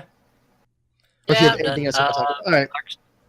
Actually, I just like, I don't know. Whatever. We can continue. Let's go. I Scores, Nick? 7 out of 10. It's definitely good. It's just that it's not like great. Like I enjoyed it as much as Don Machi. I'd give it a 8 out of 10. If there was at least an announcement or a promise of another season, it'd probably go up to a 9 out of 10. But 8 out of 10 seems fair to me. I really enjoyed it. I even watched it fully through a second time for this. Yeah, same here. In one sitting. 8 out of 10 if there was like some promise of an actual second season of this, like it would finish, that would be great. Stories are kind of better when they finish for the most part. Only a little bit. If you leave on an ending like if you leave on an ending where it's like they went and adventured on for eternity and we don't need to tell you about those adventures, like that's cool. That's fine. That's not cool most of the time though. But we it need works. a concrete ending to like the main story. Like I don't sure they can go on and gamble elsewhere, but I want an ending to this main story of them conquering the world and then challenging God. Yeah. They set that up and that's it. Yeah. So Chris, score. He already gave that score. He never actually said it. 8 out of 10. There you go. 10. No, I did. 8 out of 10 for the same reasoning as Dominic. It was good. I really liked. I almost went the second time, but got sidetracked. It infinitely better if there was a second part and maybe it ended. Yeah. All right. So, what is everyone recommending this week? All right. So here's the thing. All right. Since the new rule physically prevents Chris from recommending anything, and I don't feel like breaking a rule we just reinstated, I feel like we should just give a pity thing to Nick. No. I don't know why I say we don't give a pity thing to Nick. It literally then comes down to fucking Chris decides between me and Nick. No, but this is our chance. No. To do what? No. We can force him to watch Girls Bravo. We can force him to watch Girls Bravo. We're not gonna break the rules. That'll be on the next bad anime special. No. Here's the thing. He's not entirely wrong. This is our only chance to do it now with an actual, with a guarantee, because it's listen, motherfucker. I'm guaranteed to win next time we do the bad anime. It's not a fucking secret. I'm guaranteed to win.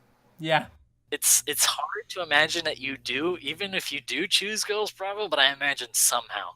For some reason, next time we do the bad anime, I'm choosing Girls Bravo. No, do it now. Do it now. We can force Nick now. I feel dirty doing that, though. I don't. Just like the show.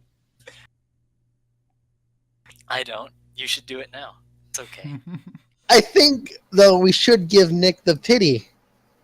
No, we shouldn't. I'm fine. Because it's weird right now anyway, because the normal fucking shit doesn't work. We don't physically have enough voters. Because you can't submit anything. It literally just comes down to what Chris wants to watch. If we do it like normal thing. Which admittedly we can fix, and we literally openly talking about fixing it, but you know. I don't know. Moral dilemmas. Yeah. Also, Mm-hmm. we have the potential to make TLG watch Girls Bravo as well, so Ooh. there's that. No, but that's 2 people, and it's not gonna vote for you. And then the Yes. rules say you can't. Everyone else is gonna have to recommend some really, really bad stuff. That's the in order point. for him. You don't No, but, understand. like, I always have TLG's vote. I always will have Ian's vote. I am literally guaranteed to win when I am fucking presenting. You might not have it for Girls Bravo, considering Ian knows what Girls Bravo is. Yeah, but then you're going to be forced to also submit something bad. True. And no one's going to vote for that, so... Especially not Ian. Because you choose bad things that aren't interesting. I'm sorry, Nick.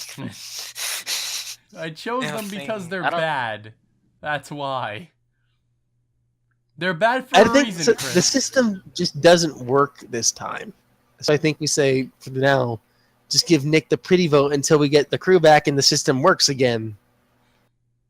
Shh, no. Nick, no. It's like, okay, it's basically saying, what anime do I want us to watch this week? So, I don't know. I That mean, doesn't it's feel not right. a guarantee you're No. a win. It's not a guarantee. It isn't. If you say Girls Bravo, you'll win.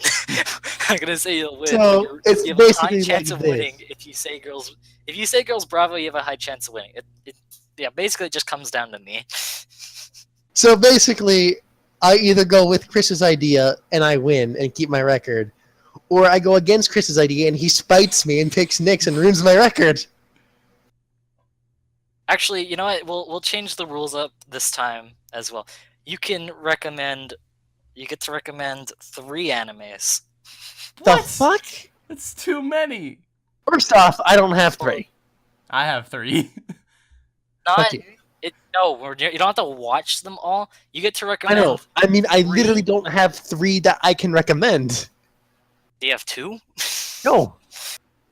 I came I don't prepared have with any 1. more. Do you not have a list? No. I just like, hey, what have I watched? What's good? Oh, this wasn't good. Oh, this was weird. Oh, hey, this is passable.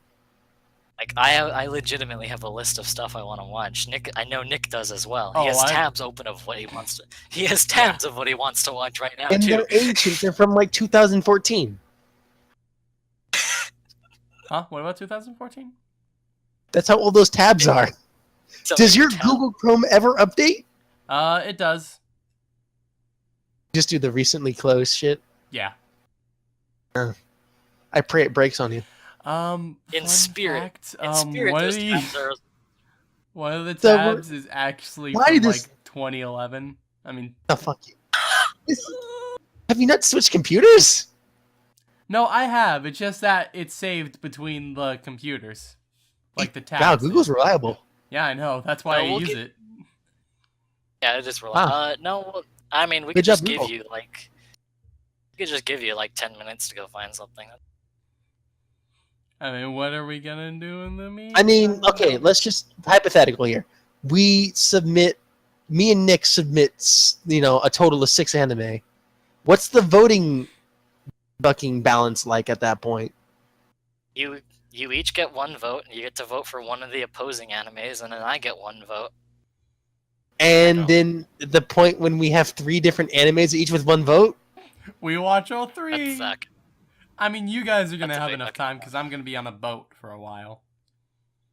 that's a big problem. I have something legitimate to fucking put forth, and we don't want to just give Nick the pity. Sure, yeah, let's not give Nick the pity. Aw. I'm sorry, Nick. All right, get. No, you're not. ready, Don't lie to me. Yeah, I'm a terrible. All right, what are you suggesting, Iggy? Well, since I'm at the least amount, why don't you go first? No, Iggy, it's okay. You can suggest first. I insist. Literally gonna flip a coin at this point. I am going to flip a coin. I don't care. I'm gonna flip a coin now. I've just decided. I wonder. All right. That I'm worked? gonna No. flip a coin. I'm gonna flip a coin. Nope. Nothing. Should I'm add going that to flip a function. coin. Flip a coin. Coin. Flip it. Alright, Nick is gonna call it in the air out of pity. Super Nick, Mr. Pity. here's your. Alright, you need to tell me when it's in the air, because I can't really, On. Bloody ads go away. I just want. I guess I just Oh, wanna you don't flip have a an coin. actual coin. I have an actual coin. What do you want? There's the coin. Alright. Okay. It's Silence. up in the air. Wow, it's been up in the air a long time. If you win, you have to go first. It's too bad. It's going. It's heads. Nick, you get to go first. Alright then, That was a suspiciously long time of going, but I'm not going to question it. is it still in the air? No, it was an app on my phone. I just kind of threw it. I just kind of wiggled it around for a while. And I was like, Oh. You know, we're a completely, unaffiliated podcast. We talk about Rooster Teeth a fuck ton. Yeah, we do. I mean, we have an When do we entire become Mr. segment Teeth? dedicated to reading a fan fiction about one of their series, so. When did we get put under the umbrella? One day in the future. One day. Alright, so in honor of the dub finally being finished for this anime, do-da-da-da. X2. what did Dominic Do-da-da-da. say? Just in general. What? What did I say? I said, for an unaffiliated podcast, we talk about Rooster Teeth a lot. When are we going to get put under the umbrella? The full screen. No. Oh wait, I forgot. Nick was going first. So Oh, like that. It's Durarara for Nick. Wait, Durarara is This Durarara? Do-da-da-da. Nick's I'm- Not like the X2 or... Oh no, do-da-da-da. Like, as much as you can of it. Because there is... There's a lot of episodes of do-da-da-da. Like, what's 24 plus 36? But the other thing is you're It's leaving. 60. 70. So we're gonna have the other thing is 70. you're leaving on. Yes, So we're gonna have 60. a lot of time. No, 50, 40, 20. Alright, so... I'm pretty sure it's do-da-da- 11-2. So do-da-da-da and do-da-da-da X2, X2 Tetsu, and X2 Ketsu. So you're just saying the entirety of anything that has Durarara in its name? Yes. There are 60 Okay. episodes. You have Jesus. at least 2 weeks to do it. I believe in your abilities to watch 60 episodes in 2 weeks. I can watch 60 episodes in 2 days, so it's not a big deal. All right, well, I'm not going to cheaply spite Nick, so I have a legitimate thing to fucking submit. This came out last season, and I enjoyed it as it was coming out. That was pretty good. Pay that name, because I don't care to fucking... Hi to Gensu no Grimgar. Ah, good guy. You heard of this? Seen it? I have heard of it. You've told me about this. What? It's a All right. Basic premise is, along like SAO and Log Horizon, a group of people suddenly wake up in a world that they can tell is unfamiliar and not their own. However, they've lost their memory and can't remember certain concepts. Like, they can't remember anything besides their names. Sometimes they say things like, oh, is this a game to you? And yet they don't understand what game is, and then they question it. It's weird. And it's basically Fantasyland. It's like, oh, there's like SAO, it's a Fantasyland, and they have to fucking learn professions and classes to survive by hunting and all that shit. And it's just the story of this one group, and it's pretty good. Like, you know how SAO, and I don't know much about Log Horizon, but SAO, like, you didn't see any of the grinding. Yeah. This show, it's not slow, but they don't progress very fast. Like, as players, they don't progress very fast. It really wants you to see everything that's happening with them. It's pretty good. It's like, how do people react in this situation more normally? Alright. Also, I never actually explained what Do-Da-Da-Da is. It's a show about Durararas. So Do-Da-Da-Da is a show about a very wide cast of characters and how they all interact in the city known as Ikebukuro. There's a headless. I'm gonna link a video for this, but every character in Do-Da-Da-Da is a badass. Like, all of them are interesting or likable or have something going on about them that you want to know more about. They're all great characters because all of them have something going on with them. Like, the show is very good at just, like, getting your attention with a character, and you just want to see them in more and more situations because they were able to grip you with the character. And they're in a gang. Oh yeah, that's for the first season. There is gang war going on between the yellow scabs, the blue squares, and the dollars. And through some crazy coinkydinks, stuff happens with those three gangs, which ends up being pretty cool. I don't want to spoil it because Also, you pay attention to the anime, they show the password for the website, the dollars, and then there's an actual website, the dollars, and you need the password to get in, and that's cool. Oh, and one of my favorite things about Do-Da-Da-Da is that the password to the dollars, they make a direct reference to the characters that are from that show, which is the password for the dollars in the show. Like, those characters actually show up. I believe I got lost with this show, to be honest, when I watched it. It does go a bit over the place, like all over the place, but it's very good at tying each of those smaller threads into one big thread that just... Here's what I got out of my experience with Durarara. There's something going on about gangs. There was a fight. There's a gang. And this dude's trying to bone a fucking headless chick. Celty, yes. Yeah. And I think it happened at the end.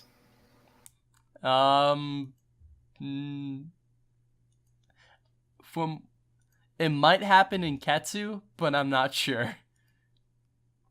Pretty sure it happened. How Yeah. do you I mean... the neck hole or... Okay, we're gonna stop there. Ever tried, though? It could be a new kink. It'd be the kinkiest of kinks, I know that much. God damn. There's a kink for everything. Yeah. Anyways, Do-Ra-Ra-Ra. Or Drr, as some people like to call it. Those people are correct. Drr? What? Technically speaking, they are correct. Drr. I think so, anyway. Okay? Why? Because... Drr. Anyway, that's the fucking Yeah, that's... suggestions. That's Do-Da-Da-Da. Hold on a second. Alright, so... Now what? Chris, which one are we watching? Yep. Alright, Nick, vote. Type in your votes. Alright, does everyone have... Remember, write the person you're voting for and not what the anime is. Got it. I'm ready. Chris, are you ready? I was the only one that matters, so... Yeah. Iggy, Nick, are you ready? I'm ready. Alright, on the count of 3. 1, 3!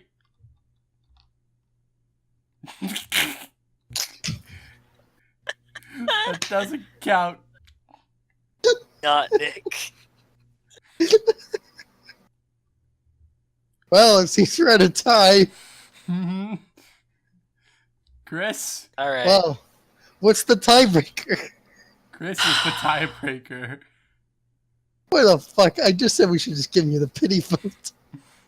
As honestly, he's winning. By the way, it's Nick. I'm honestly burnt out on the online video game thing. It's not online though. It's just like fancy. I can get how you like. I see that we have done a lot of like, starting with Log Horizon to, I think, Overlord. We then had Don Machi. Then No Log Game No Horizon, Life. Overlord. Well, No Game No Life is entirely separate, and I've actually bloody enjoyed it. Put it under like pretty same umbrella, like cousin umbrella. The only other one I've watched on my own is Excel World. Can't actually pronounce it. The reason I actually submit this because I understand that I'm actually getting very burnt out on these two because there seems to be plenty of these things. This one doesn't feel like that. It has, like, the best way to sum it up is to compare it to those. Does not feel like those shows. Like, I watched that, which is also a virtual world, sort of. And they go to the virtual world to do things. Like, the entire premise of that anime is there's this boy. He has no friends. He finds a friend in a girl. Finds a friend in a girl, and then eventually gets part of an online. Why was his friend in a girl? Game. I don't know. Listen. Anime. Shouldn't keep your friends inside girls. They're not great, incubators. So he becomes part of this game, which you start the game with a certain amount of points, and you gain points by beating other players in this game. And the way you play the game, the game is a fighting like game, except it's VR, like as most of us know it. You just strap on a headset and boop in. I guess. Boop in. Well, they don't even strap on a headset. I think they just have like a friggin', I don't know, I forget exactly what they have, but they can just do it. They can just access the game world wherever they are. No matter, they don't even have to have anything out, and they just like, I just want to play games right now, and then they just go to the game world. But they fight other people, and then they get these points, and then these points, additionally, you can use them for real life applications. Like, you can actually use them to slow down time, or at least your perception of it, so you can alter certain things from happening.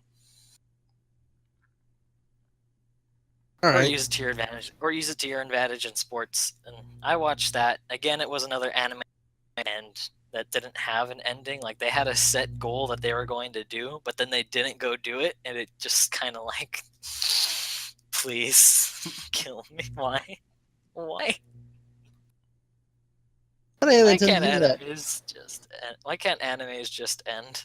Or have enough seasons? Because they're usually based on a manga, which is continuing. Fucking wait. Just take a page out of Game of Thrones book and just do what you do. Just go off the rails. It's no big deal. Hodor.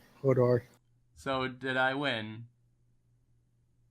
Yeah, you actually won because I'm burnt out on the whole let's see world that might be an online. Hey, you did it! I did it, yo! That, and I've seen like one video of this with the biker chick that doesn't have a head. Yeah. I saw like one video of that, and I was like, that's a semi-interesting anime. But I know comment sections are literal assault, so maybe I'll figure out what this is from sheer pictures. Could not figure out from sheer pictures, but not delve into the comments section. All right. Second order of business down. Wait, really quick. The anime homework wins are now 6 for Iggy, 4 for Chris, and 2 for me. 1 for you. Yeah, 1 because Log Horizon kind Stop of counting Log Horizon I and then having to explain it every time. in my notes I have it as -1 because Log Horizon was forced. Then don't fucking count it. But I You don't counted. fucking count the negatives. You don't. That's not how order operations work. You Too fucking add that all up before you say the fucking shit. Too bad. You're the voice calculator. Too bad. So we're gonna what? So when are you going on your cruise, Nick? And it's like what, 10 days? When? Oh, I think it's 11 days. I Oh, go. now if someone sees this, they're gonna know you're there and bomb the ship. Boom. I leave Friday at 5 a.m. and then So, Oh, why? I don't know. so are you going like on a party cruise or something? I don't know. It's a cruise. I don't know. Like, So Nick, are you Rooster gonna Teeth go out? does like, a podcast. my parents were like, Are you gonna go "You're outside going on a and cruise." socialize? I know. Are It you gonna go sucks. outside and socialize, or are you gonna bring your 3DS and play Smash? I mean, I'm obviously gonna bring my 3DS, but I'm probably gonna play Persona Q more than Smash. And cry as you know the Warframe update came out. I But- know it will. but It's what gonna if- suck. What Your if daily you have logins, a- though. I know. What if you I'm find? What if you find a group of 3 people who are also very interested in very interested in? smashing? Oh, and fuck Where did yeah, they I'll kick you? smash. Yes. One of them also has a murder bag and bought their Wii U. Oh, dude, that'd be awesome. But he isn't Like, stupid yeah. enough to call it a murder bag. He's not that lame. Yeah, he's just like, so I brought my I know we've been playing on our 3DSs for like a couple of days now, but I do have my Wii U, and then everyone hates him. So Like, why would you you're do going on this a to us? cruise. I find this funny because Rooster Teeth has a podcast that they do. They're fairly successful. No one's really heard about them, but you know, cool indie podcast. Uh-huh. So you're leaving. They talked about cruises. Mm-hmm. In the most recent podcast, I'm You're assuming? leaving. I think it was the second most recent. One interesting thing they brought up is that when people go overboard, cruise ships don't always go back for them. Uh-huh. There's no point. There is usually no point. Like, they'll do what they can, but if it just takes too long, they just kind of keep going. Uh-huh. So don't fall Yeah, off the so ship. don't fall off the ship. Mhm. Good luck with that. I get back like the Like, they 22nd or 21st, I think. One of the two. Maybe you won't. They determined it actually costs too much money to not go. Just keep going, because otherwise it costs too much money. Wow, alright. Yeah.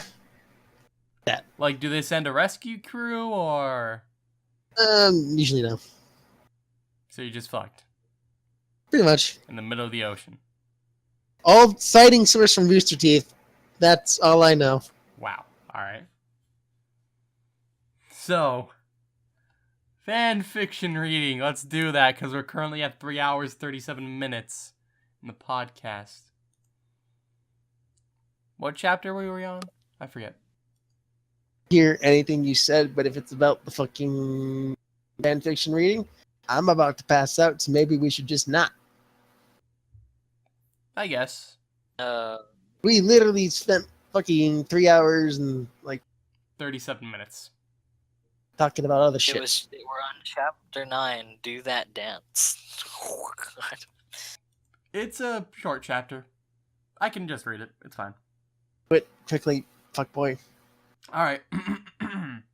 Chapter 9. Do That Dance by Rydial09. I Ruby don't Team... know if that's a fucking reference to something. It is. Ruby Team Rhinoceros. It was a week before the dance, and I was going to ask out Yang. The girls were undecided who to go with, and Reiner was only thinking of how to avoid it altogether. We were all in our dorm and just working on homework. Hey Reiner, what are you writing your paper about for the professor's class? Which one are you asking about, Rye? Reiner, rather sarcastic. We got one professor that he has us write papers unless you got another teacher that we don't share in the class that does what's with you. I questioned. Good job. It's nothing, Rye. I'm writing about my hypothesis on dust and its deep abilities they really have. Reiner answered. Ugh. It's because he wants to go to the dance, Star said and snickered. Star, why are you trying to cause me grief? Reiner saying, annoyed. I don't see what the big deal is. It should be fun, Harwin answered. I just don't want to cause a scene, said. Sounds like an old quickly Jewish became smoker. silent after. You'd cause a scene? What's that supposed to mean? Seriously, what could happen? I asked him. He gave the silent treatment, and we went back to homework. I went over to Yang after one of the classes. Hi, Yang. How you doing today? I started off. Classes are killer, but at least it can't be any worse, she replied, and picked up her books. We started walking, and I mentioned, I'll pick you up a half hour before the dance, telling her. And Nick did not note anything. You'll have to meet me over there. Weiss and I are setting it up. John, She said and waved goodbye. I smiled and waved John Cena. goodbye to her as well. Nick. What? Nick. What? Nick John Cena. John Cena. Hey, Chris, $10 he doesn't catch that and edit that. Edit what? Hey, I have a feeling it's something about Ruby. I'll see you there! See you, Nick. I shouted out. Reiner and I were sitting in class together for once. The look on his face told me that Cupid's era had struck him a good one. I sent It's a the message.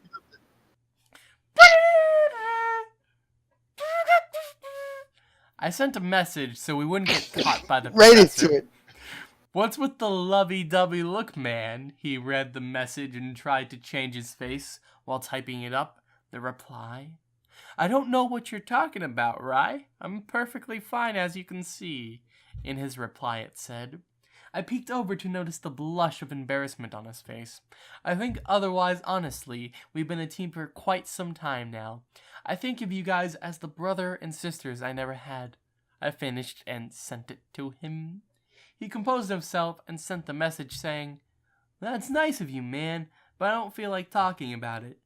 That's fine, just so you know. I'm here for you, bro, I replied. We all went to Vale to do some shopping for the dance. Reiner and I were good about our attire. We both picked tuxedos, but the difference in neckwear. What? He went with the classic black bow tie, and I picked out a deep red tie. Most of the day was spent, Harwin and Star picking dresses. I know it was hard to endure, and we would get chewed out when we answered honestly. Two people walked into the store, a guy and a girl. They must have been from a visiting school for the tournament. Reiner looked over and immediately changed his demeanor. That's when it hit me. He was crushing on the girl that came in. The girls continued their search, and Reiner just tried to not act unusual. When the girl went to the changing room, I nudged him and winked at him. He was mouthing, Not a word to anyone except us. I nodded, and the girls all That was came not out. legible at all. I know, because they're mouthing it, so it's not supposed to be a wordplay legible, you know. I think I like this dress, Harwin said. She wore a dress that was a fourth, with a red on the top and the rest of it being black about knee-high. Hey bro, it's my favorite color, but how does it look on me? Star asked him. Star had on a royal purple dress with ruffles a little below past the knee. Then he looked to see the girl he liked in her dress. He seemed in awe when he saw her. The guy said, That's okay, I guess. The girl pouted, but Reiner spoke up saying, It looks so ravishing! Of course, his sister thought it was so kind of him to reply. The girl looked over and smiled at him. She gave a quick wink. Wink. Wink. I added the 2 extra winks.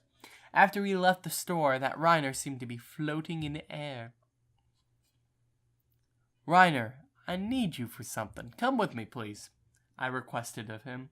He looked at the others, then at me. You're not giving me a benefit of a doubt, honestly? Telling him. He got up and followed me outside. What exactly you're needing me for? Only training and that's it? Reiner said.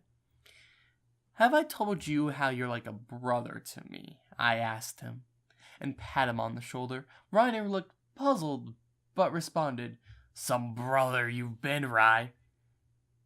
You need to talk to someone about some things that neither Star or Harwin can help with. Guy stuff in general, I stated. If it's about the girl, I got it. I'm going to write a love note and have it delivered by someone I trust, he said with the utmost confidence. It's Harwin, isn't it? Asking him. You think I trust my sister knowing she'll botch it up? Yes, I asked Harwin, and she has a class with that girl. All I know is her name is Emerald. Dude, you could have let me help out or something. I answered rather disappointed. Hey, as long as we're not doing double dating, we're good, Reiner told me.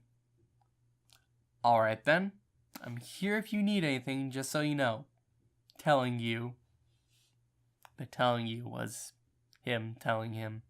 Like, as to who it's directed to, not an actual, like, telling, like, right, like, he didn't... Might as well just read the enter stage left parts. The evening of the dance, and I could tell everyone had a date. I didn't see Reiner with his date. It looked like it wasn't going to happen since she came in with the other guy. Hey, Rye, my brother's over there, Star pointed out. He snuck in without being noticed. I went over there and asked, What happened? She said maybe, Reiner answered. You know you can dance with her, right? I don't know if I want to, though, he answered, rather disappointed. Maybe you'll find out more, I told him and pat him on the shoulder. He shrugged and went to the punch bowl. One of the teams we had issues with started up a fight. The 8 of us went outside. Hand-to-hand combat should do fine, I answered. The other team was standing across from us. Well, even without heavy arms, I'm sure we'll kick their butts, Reiner said. We fought as quick and hard against them. After that, we all went inside, back to the dance. What's that? That's music noises, I guess. Transition? Yes. Alright. Meeting with Yang for a dance, and Reiner dancing with a girl he was interested in. The girls had got their dance partners. We enjoyed the evening as it was meant to. That's the end, by the way. What? I'm not actually looking at the page. That's the end? That's the end of this chapter, yes? Okay. Sure. Elaborate. Alright. Elaborate, please.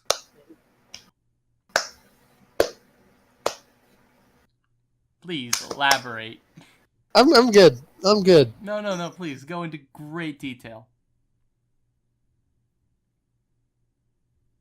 You want to fuck Yang, that's about it. Not much else to it, really. I guess their Team Rhino is a thing. They don't really do anything. They're just kind of like there after the shit happens. I mean, they fought a couple guys, so that's pretty cool. There after the shit happens. They fought a few guys, so that's pretty cool. Well, I don't know. The only reasoning I could feel of them showing up after stuff happens is maybe a hope that they get noticed by Rooster Teeth, which is legitimately never going to happen, but never going to happen. Like, I remember when they were crowdfunding. What was their movie? Laser Team. Laser Team. Laser.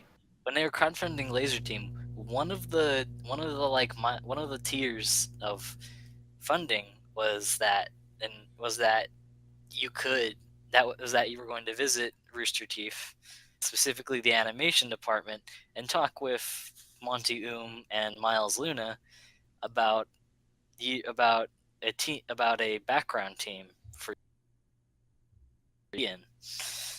So I don't know. Maybe that had something to do with. Maybe Has that had that something to do with come why. to fruition yet? Is that seen in the show? Because I don't remember seeing any background characters. I'm not sure, but whatever. Maybe Moon Hey, Knight. psych! It's actually in Ruby Chibi! Oh, we get wrecked. I feel like that's cheating the rules. And It's have you still guys Ruby. have you watched any of Ruby Chibi? I watched all of it so far.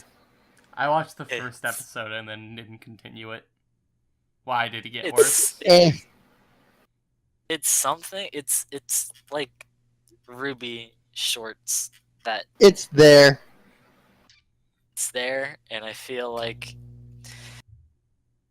the only reason they do it in Chibi is so they can do something different from what they usually do. It would be weird in a normal setting. Yeah, I can see that. Kinda not. The point of them is to be more upbeat, less depressing, less arms flying everywhere. Less death of, everybody in general. Yang's head should have been flying. Is this just a thing you guys do now? Like, oh, it's time to say like, hey, those guys die. Oh, you mean Uh-huh. he dies. You see, none of those were bleeped. So by process of elimination, you're gonna start figuring out who dies. Well, now I have to bleep them. Good! Now you just bleeped out normal characters! Well, kunai with chain them, I guess. It feels good. What were we talking about? Oh yeah, they have to do it in a fucking more happy, upbeat, less arms getting cut off way. So naturally, making it tinier makes it more unique from the normal art style and less depressing, I guess. Kawaii. Not really. They're fucking creepy. I'm not gonna lie. Maybe the Kawaii. cutest thing is probably Zwei. That's about it. Yeah, kawaii. The rest of them are creepy. Desune. Really hope you fall off that ship. Why did I? Anyway. Why am I going on a cruise this week of all weeks? Like E3 is this week as well. Everybody, Oh, because since you're such a shut-in, Nick, and I believe you don't even leave your room. Like you probably. I do leave my room to go downstairs and get like lunch and dinner and breakfast and all that. And I also go outside for like an hour to like work out and such. But other than that, I'm inside. That's better than me. What is? I believe. Anyway, Maybe Dominic doesn't even leave his room. He just has a mini fridge. I wish. No, Oh, you don't have a mini Demands- fridge? I mean, like I don't leave the house ever. He demands his parents fill the mini fridge. Mother, the fridge is out of orange juice. I request orange juice. He has a water bottle that he just fills with his piss and a bedpan for his shit. It's called a shit bucket. I thought it was a chamber pot. Shit bucket. Chamber pot. If you had It watched sounds Battlefield, nicer. you'd know what that is. Well, I By haven't. the way, Battlefield Friends, another good machinima thing besides Sonic for Hire. Promoted! Name a bad machinima thing. Most of their other stuff. Good job. Good job. I'm not wrong. No. So, I've now been up for 21 hours. Yeah. Your literal consciousness is now able to drink, drive, and gamble. Uh-huh. So, I'm starting to kind of lose consciousness. Like, Are you, though? That's okay. like as time progresses, my head is slowly getting closer to my desk to just lay down and fall asleep. Oh, There's a really good way to stop yourself from falling asleep. Cut off your neck? John Cena.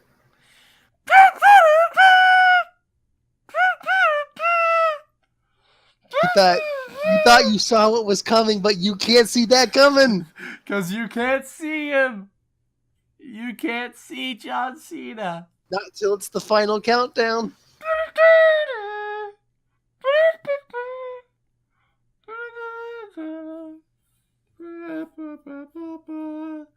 Alright, I should probably end this. We had about 2 hours of good content, I think. Got another 4-hour podcast to edit. Yay. Oh, what was you? I know. What do you mean you have to? I've offered on many occasions to edit this shit. Yeah, but you won't do as good a job as me. Anyway, Hey, thank you all for watching. It's a really bad outro.